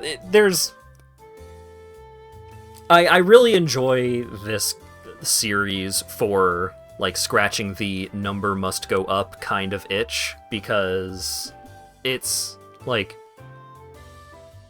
you can just pile everything onto one character and then use that one character to handle everything, but you are rewarded for, like, using a diverse set of units with different skills and attack types and all that. Like, you are rewarded for engaging with the game's mechanics.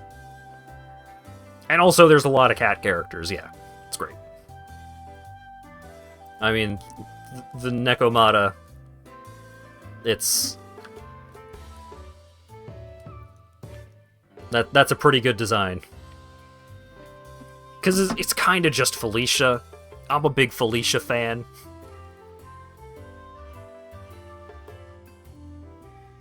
Anyways.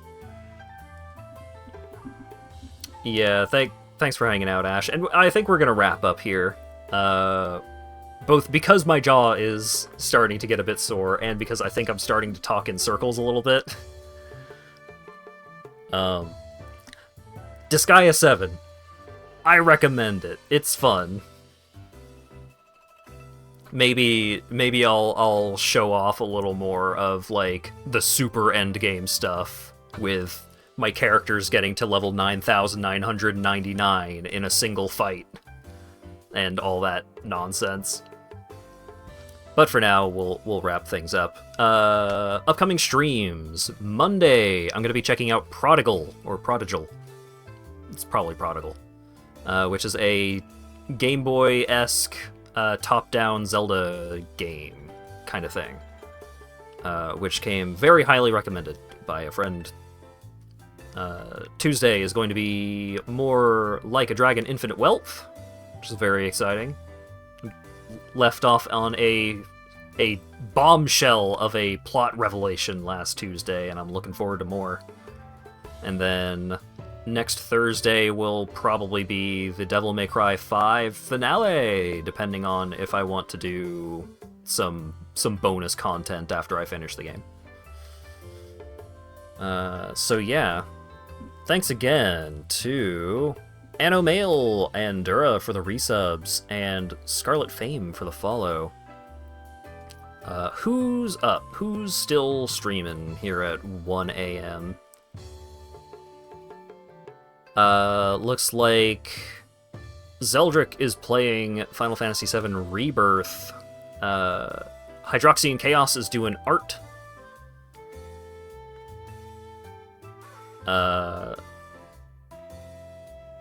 Yeah, I guess we could raid Zeldrick, but warning for people who are hanging out and are concerned about Final Fantasy VII Rebirth spoilers. There's probably going to be spoilers, because he's, like, a decent ways through the game. But yeah, thanks again, everyone, for showing up and hanging out and chatting and all that good stuff, and hopefully I'll see you all again on Monday. Have a good one.